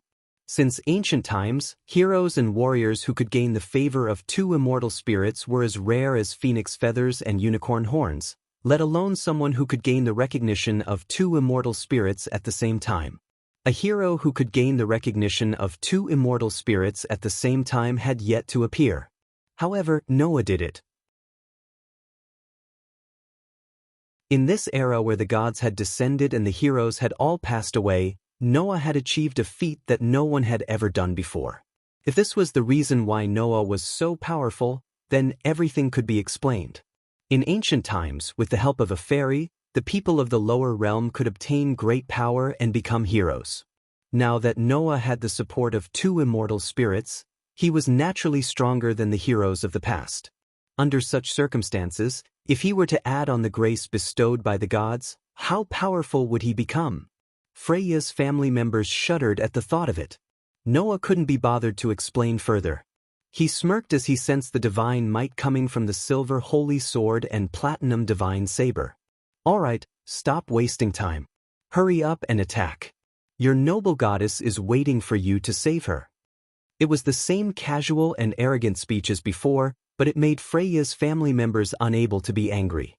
Seeing Noah wielding two swords made of immortal spirits, everyone here understood that this person was not arrogant, but had the power to look down on everyone here. To fight against a hero who surpassed their predecessors. This fact made the hearts of Freya's family members turn heavy. However, no one gave up, especially the first-level adventurers led by Otto. Not only were they not discouraged, but their fighting spirit was ignited.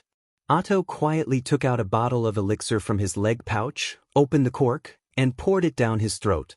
A phosphorescent light flickered on Otto's chest. Under the illumination of the phosphorescent light, the wound on Otto's chest healed at a speed visible to the naked eye. His festering skin also gradually returned to its original state until it was completely unscathed. In this world, among the items that Noah knew of, only the elixir of all elixir could achieve this amazing recovery effect. It was the highest grade of elixir of all elixirs that could heal as long as one was not dead. Of course, even if it was the elixir of all elixir, it would not be able to heal a severed limb. However, Athena deliberately suppressed the power of the lightning of salvation and only heavily injured Otto. This level of injury could be easily healed with the elixir of all elixir. After healing his wounds, Otto did not hesitate and immediately gave the order to everyone. Kill them. It was a simple sentence, but it made the eyes of Freya's family members shine with hostility. In the next moment, all of Freya's family members raised the weapons in their hands and charged up the steep slope that extended towards the crescent moon in the night sky like soldiers preparing to charge and break through enemy lines. Eulalie was the most powerful adventurer in the family, and to be chosen by Freya, her soul radiance was much stronger than the average person's. Therefore, even if the adventurers in Freya's family were of a lower level, they were still the strongest among their peers and had a powerful aura. However, to Noah, who had once faced millions of gods and primordial dragons head-on, it was really not enough. So, the small fries will leave here for now. With that, Noah suddenly raised the heavenly sword of salvation. O lightning of salvation, bloom here. The platinum divine saber, which was shining brightly, immediately stirred up strong lightning. The lightning was like an explosion. It turned into bolts of lightning that fell toward the bottom of the steep slope. They were like meteors falling from the sky, falling like raindrops. Boom, boom, boom, boom, boom. A series of explosions rang out in the air. Ah! Screams and sorrowful cries followed. Bolts of lightning fell from the sky and landed on the steep slope one after another, exploding the ground and setting off a shockwave. Freya's family adventurers who were charging forward were blown away like large pieces of trash. Suddenly, Freya's family adventurers screamed and sorrowful cries one after another as they were blown away by the terrifying lightning.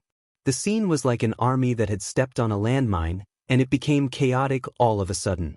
The low-level adventurers who had only reached LV1 and LV2 were almost all defeated by the lightning. They either fell to the ground or hit the rocks, groaning in pain. Only the high-level adventurers who were LV3 and LV4 rushed through the lightning attack and continued to charge forward without fear of death. Unfortunately, these adventurers did not know that if Noah really wanted to, not to mention the continuous lightning attack, all it would take was a full-powered lightning of salvation and this mountain would completely disappear from the map.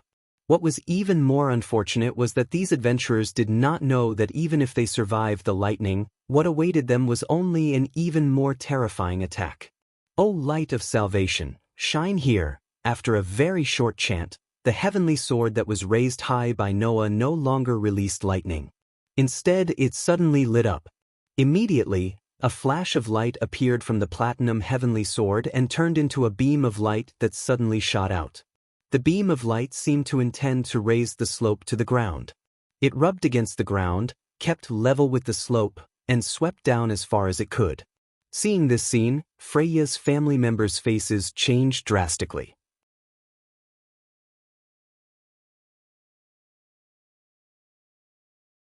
Chapter 2086. BZZ. The light beam kept rubbing against the ground under the vibrations of the air.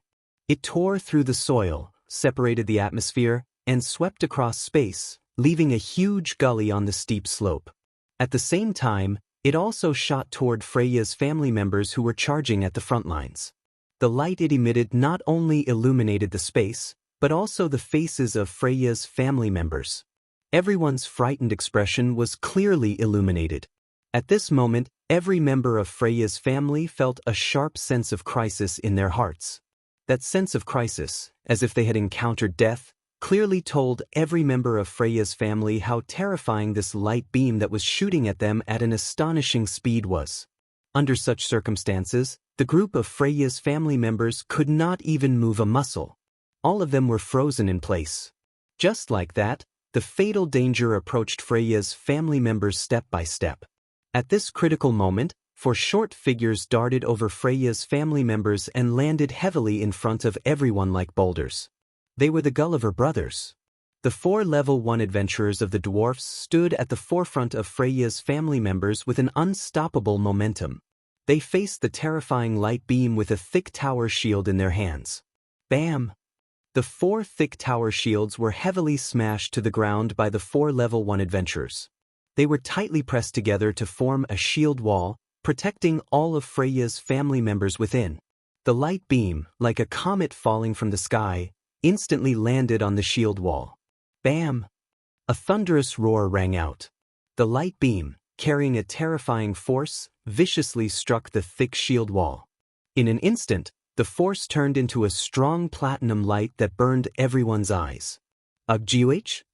Under the unbelievably terrifying impact, the Gulliver brothers let out a low groan of anguish. The veins on their hands holding the shields bulged as they held on to the tower shields in their hands with all their might. The 4 tower shields were not only heavy, but also astonishingly tough. The material used was the hardest steel to break, and the hardest metal required to forge equipment with the indestructible attribute had even been added inside. The defensive power and sturdiness of the materials were frighteningly high, and even the full force of the floor master in the deeper regions could not leave a single mark on the materials.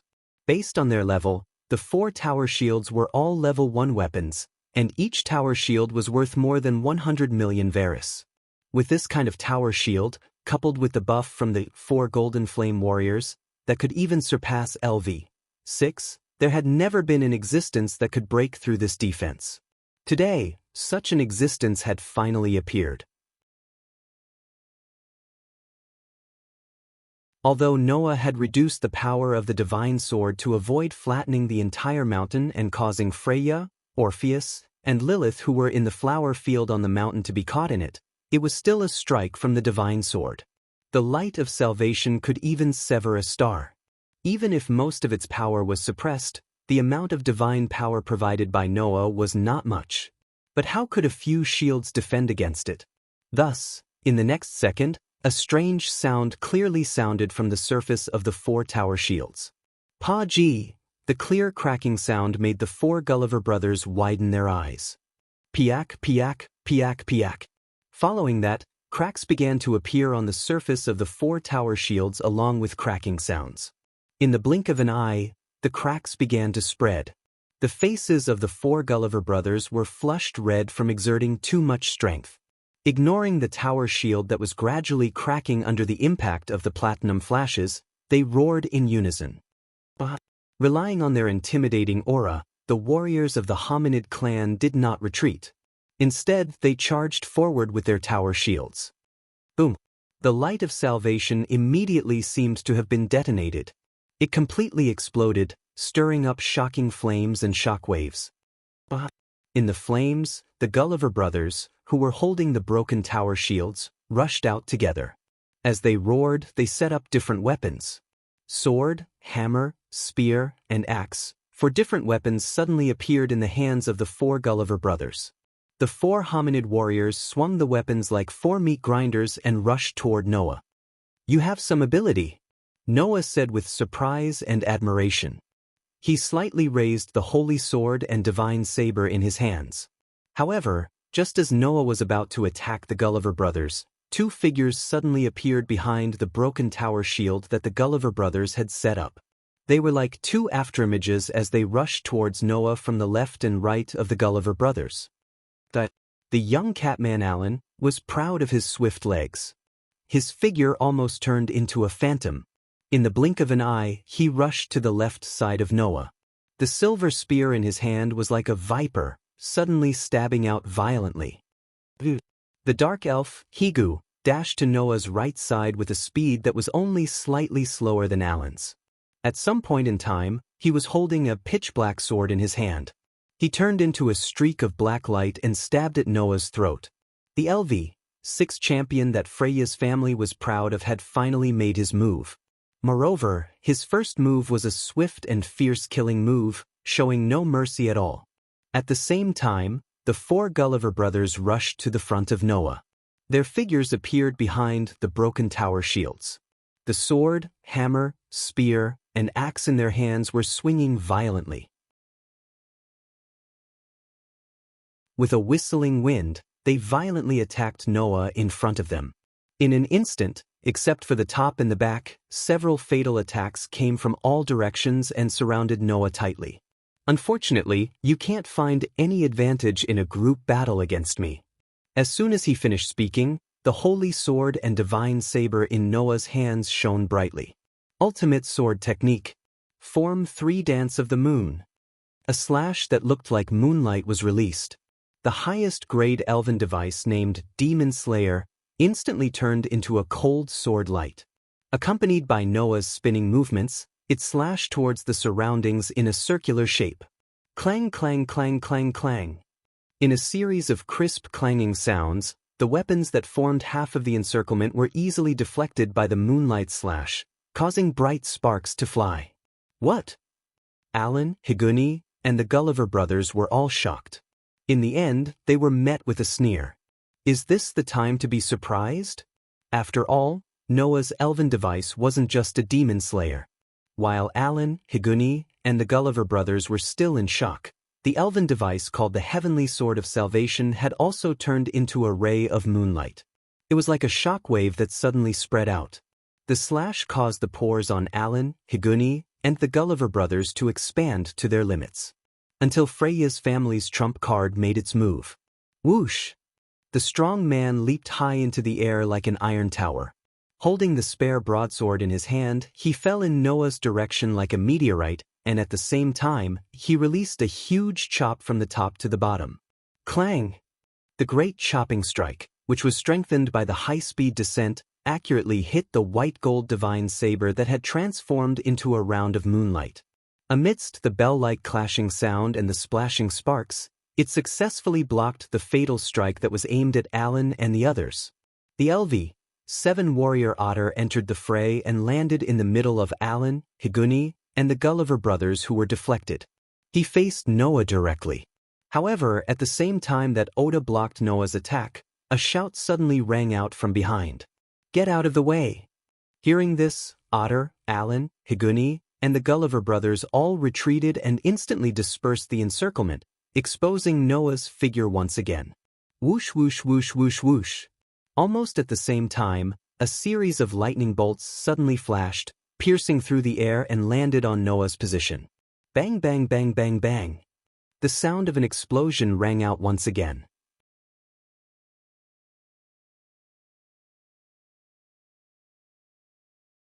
Chapter 2087. Bam bam bam bam bam. Lightning bolts flashed across the sky one after another, turning into a merciless bombardment that bombarded the top of the steep slope. Waves of impact and thick dust shook the ground.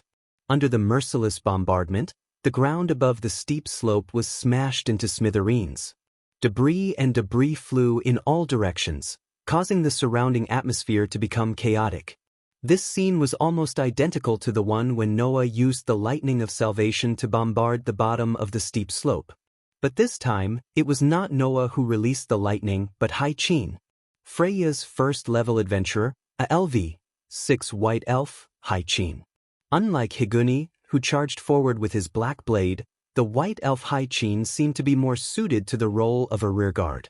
She stood at the forefront of Freya's party, her body rippling with magical energy as she continuously released lightning spells that were constructed from ultra-short chants, bombarding the top of the steep slope.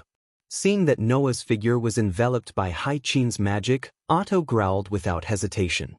Now! After he finished speaking, Oda took the lead to explode. He transformed into a bullet that left the barrel and shot towards the top of the steep slope. Not only Otto, but even Alan, Higuni, and the Gulliver brothers had all rushed out, heading straight for the top of the steep slope. But Otto and his party's goal was not to pursue Noah, but to go around him and head to the flower field to save the beauty Freya. In other words, from the start, Freya's party's battle plan had been set. They had shown great teamwork, one after another, and finally found the opportunity to rush up. The previous attacks were all for this moment. Understanding this point, a soft chuckle came from the top of the steep slope that was being bombarded by the violent lightning strikes and the thick sand and dust. Not bad. A familiar voice that did not move the slightest bit caused Otto and his party's expressions to change. Bam! With a loud explosion, a violent divine aura shook the center of the lightning bolts, instantly blowing away the surrounding dust and impact. Noah, who had revealed himself from within, looked up at Otto and the others whose expressions had changed drastically. He raised his platinum divine blade and swung it forcefully. That was really just a simple wave of strength. But this time, Noah was slightly more serious. After eternal strengthening, his physical strength alone had reached 5 digits. The strong wind caused by the powerful strike of a top-tier deity turned into a formless shockwave that spread out. Caught off guard, Otto and the rest were unable to react in time, and were directly struck by the powerful gust of wind that came crashing down on them. Bam! Like an explosion, the formless shockwave heavily shook Otto, Alan, Higuni, and the Gulliver brothers. Grr! Otto, Alan, Higuni, and the Gulliver brothers cried out in agony. Their bodies seemed to have crashed into an invisible wall and were sent flying like rubber balls towards Freya's family members who could not react in time. In an instant, the adventurers of Freya's family were knocked down by Otto and his party, who were sent flying backwards. Cries of surprise rang through the night sky. Damn it! Hai-Chin could not help but grit her teeth and hurriedly chanted an incantation. A few bolts of lightning suddenly formed and shot towards Noah's direction. Facing the bolts of lightning that were shooting towards him, Noah's expression did not change at all. He merely raised the silver holy sword in his other hand and waved it at the bolts of lightning. The silver sacred sword flashed at high speed and cut off the bolts of lightning. They turned into sparks and dissipated into the air. What? Hai-Chin stood up in shock. He cut off the magic. What? Didn't I tell you? Noah looked at Hai-Chin and laughed mockingly. No matter what kind of magic it is useless in front of my Aster. Also, Noah raised the platinum divine sword high into the sky again, and surging divine might continuously poured into it. Your lightning magic is not bad, but it is still not enough in front of my Athena. As soon as he finished speaking, the elven equipment named Heavenly Sword of Salvation started to glow with a brilliant light. As if in response to that resplendent light, dark clouds suddenly appeared in the boundless night sky above without any warning, instantly covering the entire night sky. The dark clouds entangled with each other like a black mass in the sky. Not only did they emit a terrifying pressure, but they also suddenly spun and formed a vortex. In the center of the vortex, bolts of lightning began to appear and converge. In an instant, the sky changed color. All the members of Freya's clan were stunned, and their minds were blank. Impossible! Hai-Chin muttered as if she had lost her soul. Impossible! Impossible! Feeling the terrifying pressure from the black mass in the sky, Hai-Chin was almost in despair. How can there be such a terrifying power in this world? Hai-Chin's desperate roar was instantly drowned out by a thunderclap. Descend! Under the command of this terrifyingly calm voice, the center of the vortex-like clouds converged into a thunderbolt so thick that it seemed to be able to pierce through the earth and struck down. Kaboom! A deafening roar resounded. Under the bombardment of the terrifyingly thick thunderbolt, the steep slope gradually collapsed and disintegrated. It was like stepping on building blocks, scattering little by little. At the edge of the steep slope, the dazzling thunderbolt suddenly appeared in the air, causing the entire mountain to tremble violently as if it had been swallowed whole. This horrifying scene was clearly witnessed by the people in the labyrinth city, Eulalia, who were a kilometer away.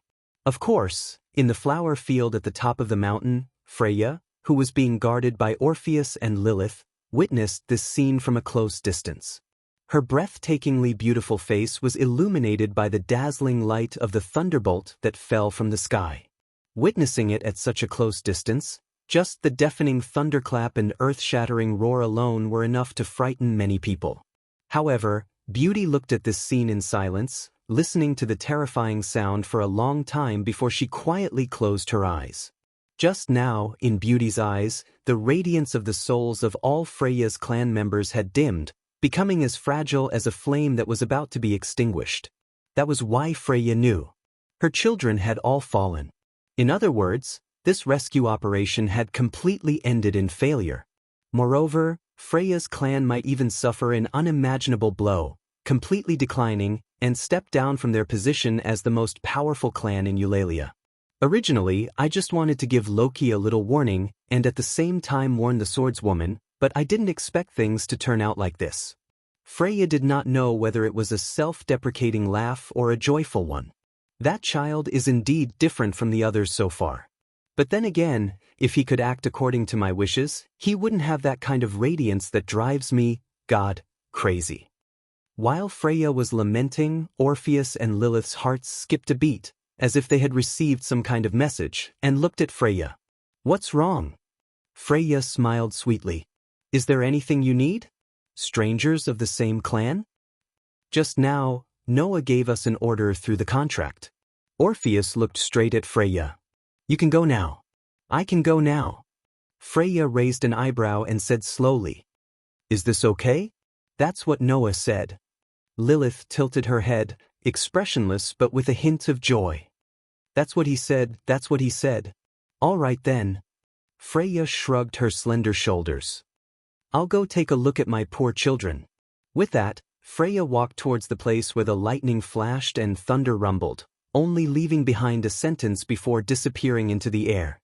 Whether it's destruction or not, let me, the King of Gods, witness your path to the end.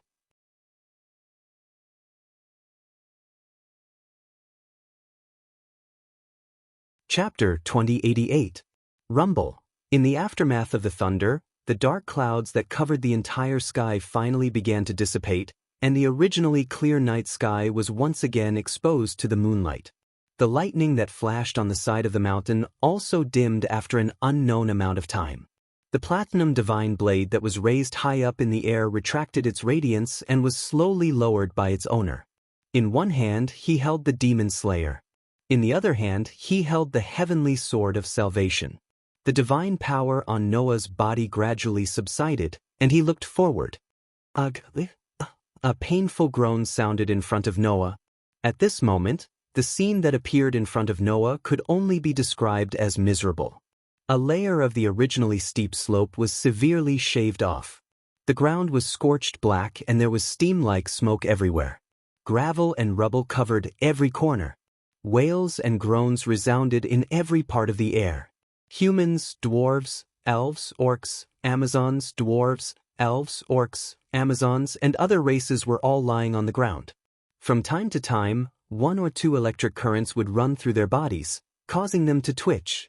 If there must be a way to describe the scene in front of him, then there was probably only one way to describe it. It was too horrible to look at. Under the direct attack of the thunder, Freya's family, one of the most powerful clans in the labyrinth city Our Alley, was completely defeated and could no longer stand up. The armor on their bodies had been shattered. The weapons in their hands could not be raised. As if they were completely ravaged by the enemy, all of Freya's family members were lying on the scorched ground, twitching and groaning at the same time. Such a scene was like hell. Noah, who was holding the demon slayer and the heavenly sword of salvation, looked at this scene without any ripples on his face. He slowly lifted his feet and walked forward. The scorched ground was like a fragile pastry under the footsteps of his shoes, and it scattered weakly. Wherever he passed, the adventurers who were confronting him just now could not stand up and could only groan. Noah walked past the adventurers on the ground and arrived in front of a burly orc. Looking down at Otto, who was also lying on the ground, Noah's pair of deep dark eyes flashed slightly, as if he was talking to himself. Even if you have reached LV 7, you are still only at this level? The orc who was lying on the ground suddenly moved his hand. Noah, as if he did not notice anything, looked around at the fallen Alan, Higuni, Haichin, and the Gulliver brothers, and spat out sarcastic words. The so-called strongest clan in the end is still only at this level? Alan, Higuni, Haichin, and the Gulliver brothers' hands also trembled. Noah stood in the middle of Freya's family members who had fallen to the ground. His voice was calm, but the sarcasm and disdain in his voice was clear. There are so many people, and there is 1 LV, 7, 3 LV, 6, and 4 LV, 5 first-level adventurers, plus a bunch of LV, 1 to LV, for adventurers, and they can't even get past me. Is this the clan that the beauty Freya is so proud of? That love-struck fool wants me to join this clan? What a joke! Their trembling hands immediately clenched into fists, holding the charred soil in their hands, convulsing endlessly. Noah's voice continued to reverberate, and it reached the ears of the people who were lying on the ground. She has nothing but beauty, and can only use despicable methods like seduction to win over children, and in the end she seduced a bunch of people like this? Isn't the favor of the beauty goddess great? Shouldn't the person who receives this favor feel honored? Don't you guys always say that your goddess is noble? In the end, you people who receive the so-called favor of the beauty goddess are only at this level, and you can't even save the people you love? Sure enough, Favor can't feed you, and it can't make you stronger. Noah laughed and shook his head. His words were like the sharpest knife in the world, mercilessly stabbing into everyone's hearts. That love of a withered flower is bullshit. An unprecedented rage surged into everyone's hearts. Bastard! Alan's hands trembled, and he raised his head with difficulty. His eyes were already filled with anger and unwillingness. Damned! Higuni, Haichin, and the Gulliver brothers also desperately whipped their bodies, and raised their heads with great difficulty. Otto clenched his fists so tightly that his fingernails dug into his flesh, and fresh blood flowed out from his palms. At this moment, the hearts of Freya's family members were filled with the most intense anger and the most intense regret. Their goddess, whom they had always respected and worshipped, was humiliated by someone else, and they could not even grind his bones to dust. This anger and regret was not only directed at Noah, but also at themselves. It was no exaggeration to say that at this moment, as long as they were Freya's family members, they would feel worse than death. If not for the fact that they could not move, they would have charged at Noah a long time ago. Unfortunately, they were powerless. No matter how much they wanted to stand up, the intense pain that assaulted their minds caused Otto and the others to groan in pain. As a result, everyone on the ground could only raise their heads and stare at Noah with eyes full of bitter hatred. They wanted nothing more than to bite off a piece of flesh from Noah's body. Noah only curled his lips when he saw this scene. Just like a bunch of stray dogs, there's no value in killing them. Having said that, Noah turned his back and said, I thought that the love-struck fool was the overgod of one of the most powerful clans in Urali, and would cause me some trouble. Now it seems that I was just overthinking things. Didn't she want me so badly? Didn't she say that she loved me? Then let her continue to wander in front of me. Noah lifted his feet and walked forward. She's just an annoying fly anyway. With that, Noah walked up the steep slope and gradually disappeared from everyone's sight. Only Freya's family members were left, and they were all trembling. Noah Dole. Alan allowed the anger in his heart to explode, and let out the most hysterical roar of his life. The others also roared furiously, but tears flowed from their eyes. Only Oda lowered his head and gritted his teeth until blood dripped from the corner of his mouth. Why am I so weak? When Freya came down from the flower field at the top of the mountain and walked along the collapsed slope to where Freya's family members were. Freya's family members had already forced themselves up and were leaning against the rocks to heal themselves. Some were using recovery magic on the injured. Some were drinking the recovery potions that they had prepared. Everyone was doing their own thing, but their eyes were full of decadence and lifelessness. Looking at this scene, Freya narrowed her eyes and walked forward. In the next second, Freya's family members noticed their overgod. Lady Freya, the dispirited adventurer's eyes lit up again. That look in his eyes was like that of a lost child who had found his parents. With Oda at the lead, Freya's first-level adventurers stepped forward and knelt in front of Freya. Lady Freya, you've been frightened. Indeed, I've encountered many surprising things. Freya crouched down and caressed Oda's face. She looked into his eyes and spoke softly. However, you all seem to have suffered even more than me. Everyone was silent. Lady Freya, Oda said in a low voice. Where's Noah Dole? He left, Freya said flatly. I was spared. It seems that in their eyes, I'm not even worth being sent back to the heavens. Her words reminded Oda and the others of Noah's scornful and sarcastic words. They all bit their lips. The helplessness of not being able to save their overgod with their own hands filled everyone's hearts. Oda was silent for a moment before he raised his head and looked directly at Freya. Do you still love that man?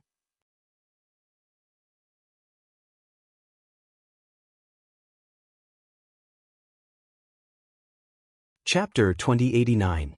Are you still in love with that man? Otto's words caused the atmosphere in the room to become heavy. At this moment, all of Freya's family members were looking at their beloved goddess with an unprecedented seriousness in their eyes. Under everyone's gazes, Freya smiled sweetly as if she could read everyone's thoughts. I see hatred and rejection in your eyes. I'm sure that today's events have made you all hostile towards that child. If that was the case, then as a qualified overgod, Freya had to give up on Noah. Because if Freya still wanted to get Noah and let Noah join her clan, then all of Freya's clan who saw Noah as an enemy would have a grudge against him. In this way, even if Freya's clansmen were intimidated by their overgod's command and their love for Freya, and reluctantly joined the same clan as their enemy, it would still sow seeds of discord in the clan and cause the clan to collapse. If she was a qualified overgod, then she could not bury such a bomb in her clan and cause the clan to collapse. However, Freya said this to everyone. I love that child, and if I have to add weight to this love, then even if all of you added together, you still wouldn't be as heavy as him. The cruel words made the hearts of Freya's clansmen tremble. However, even though that was the case, Maetion's excessively gentle voice still reverberated in the air. It's impossible to give up on that child. Pursuing the radiance of that child's soul is the thing that I desire the most to do. There is nothing that can surpass this desire, he said. Even if it's a clan. Even if it's all of you. Her resolute words made everyone in Freya's clan fall into silence. For these clan members who loved Freya deeply, Freya's words were even more painful than Noah's. But even so, none of Freya's clan members were disappointed in their beloved goddess. Because no matter how uncomfortable they felt, it still could not overshadow the love and loyalty of Freya's clan members to their overgod. But at the same time, everyone in Freya's clan remembered Noah's words. Anyway, it's just an annoying fly. An annoying fly. For Noah, who was so powerful that he could ignore all of Freya's clan members, if Freya, who had no means of threatening him, continued to pester him, what was she if not an annoying fly? At this thought, everyone clenched their fists, their emotions burning in their hearts. For Freya, even if Noah looked down on her or even treated her as a fly, it was nothing, right? There was nothing else in the eyes of this beautiful goddess. She could only see Noah's sparkling soul. As long as he could pursue that glory, it didn't matter what Noah thought of him or what he did to the children of his clan. This was the distortion of Freya's emotions. In order to pursue the radiance of the soul, nothing else mattered. If Noah did not have the radiance of his soul, then Freya would not be so attached to the man she once loved, right? Therefore, Freya did not love Noah, but the radiance in Noah's soul. But even if Freya did not care about how Noah looked at her, it did not mean that the people here would tolerate Noah treating Freya like a fly. Thus, everyone had the same thought. Stop it. They must stop their goddess from pestering Noah. He couldn't allow his beloved goddess to be insulted by Noah again. Apart from that, everyone's heart was also burning with the desire to fight against Noah. Their beloved goddess must not be humiliated, and they must not be looked down upon by that man. With this thought in mind, Otto was the first to raise his head and look at Freya. I understand, Lady Freya. Otto said. If that is the case, please leave this matter to us. Leave it to you? Freya raised an eyebrow and looked at Otto. What do you mean? Lady Freya wants that man, right? Otto met Freya's gaze and spoke without hesitation. Then let us bring that man to you, Lady Freya. You don't have to worry about this anymore. That's right. That was Otto's idea. Since their beloved goddess wanted Noah, then they would bring that man to Freya. This way, not only would he be able to clear his name, but he would also be able to prevent Freya from being humiliated.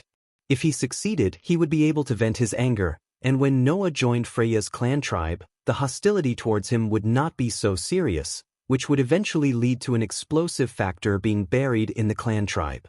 Who would not want to kill 3 birds with 1 stone? I know that currently, we are not that man's match. We do not have the right to say such words. Otto closed his eyes. But in order to fulfill the great wish given to us by our goddess, we are willing to become stronger. We will become stronger than that man, so strong that we can bring him to you. Otto lowered his head to Freya as he uttered those words. We beg you, Lady Freya, to leave this matter to us. Just as Oda finished speaking, everyone from Freya's family, including Alan, Higuni, Haichin, and the Gulliver brothers all knelt on one knee, lowered their heads, and spoke in unison. We beg you, Lady Freya, To leave this matter to us. Everyone suddenly fell silent. Freya stared at the pleading children who knelt on one knee in front of her, and suddenly smiled. That smile was not the infatuation she showed to Noah, nor was it the beauty she showed to outsiders. It was a smile full of joy. The gods of the heavens descended to enjoy the entertainment of the lower realms. Freya's smile was exactly the same as the smiles of those gods who craved for entertainment. So that's how it is. In this world, there are not only me and that child. There are other people of all shapes and sizes. The intersection between you and that child because of me seems to have made some changes in you. This kind of change, for us eternal gods, is the most happy to see. If that is the case, I agree. Freya smiled happily. The man I once doted on, and the man I love now. What kind of changes will the sparks between you two create? What kind of radiance will your souls shine? Let me wait and see. Sir. Oda and the others answered happily. Things are getting interesting. Let me wait and see for now. Freya raised her head and looked at the bright moon in the sky with a smile. It's fine. We don't lack time anyway. On the way back to the labyrinth city of Eulalia, Noah spoke to Athena who was beside him. No matter how infatuated that beautiful goddess is, she's still a goddess in the end. That goddess should be happy to observe the changes that have occurred in all of the spawns under my guidance. It doesn't matter whether the children of the spawns succeed or fail, that goddess shouldn't care, right? It would be great if she succeeds. If she fails, then we can just continue to pursue her. Noah spoke Beauty's mind in a single sentence. We don't lack time anyway, do we? That's the thought of a god who pursues entertainment. Athena said calmly. That goddess probably didn't expect that we've been following your plan all along, right? That's because it's easier said than done. It's not easy to fight a battle of wits and courage with a god. Noah shrugged. Anyway, as long as that infatuated goddess doesn't appear in front of me again, I'll have achieved my goal. As for Freya's clan, they won't come looking for me until they have enough power. I should be able to have some peace. In my opinion, what you're doing is too complicated. Athena shook her head and said, If you really want peace, why don't you just kill all of Freya's family members and send the beauty goddess back to the heavens? Isn't that enough? Perhaps. Noah pursed his lips and smiled. But that's not my style. You're tuning in to the Dreamy Chapters YouTube channel. We're so grateful for your support, and don't forget to subscribe to join us on this incredible journey through captivating stories. Your generosity through donations truly makes a world of difference, as it's the primary source of revenue that allows me to expand and enhance this channel for you. Thank you from the bottom of my heart for being a part of this adventure.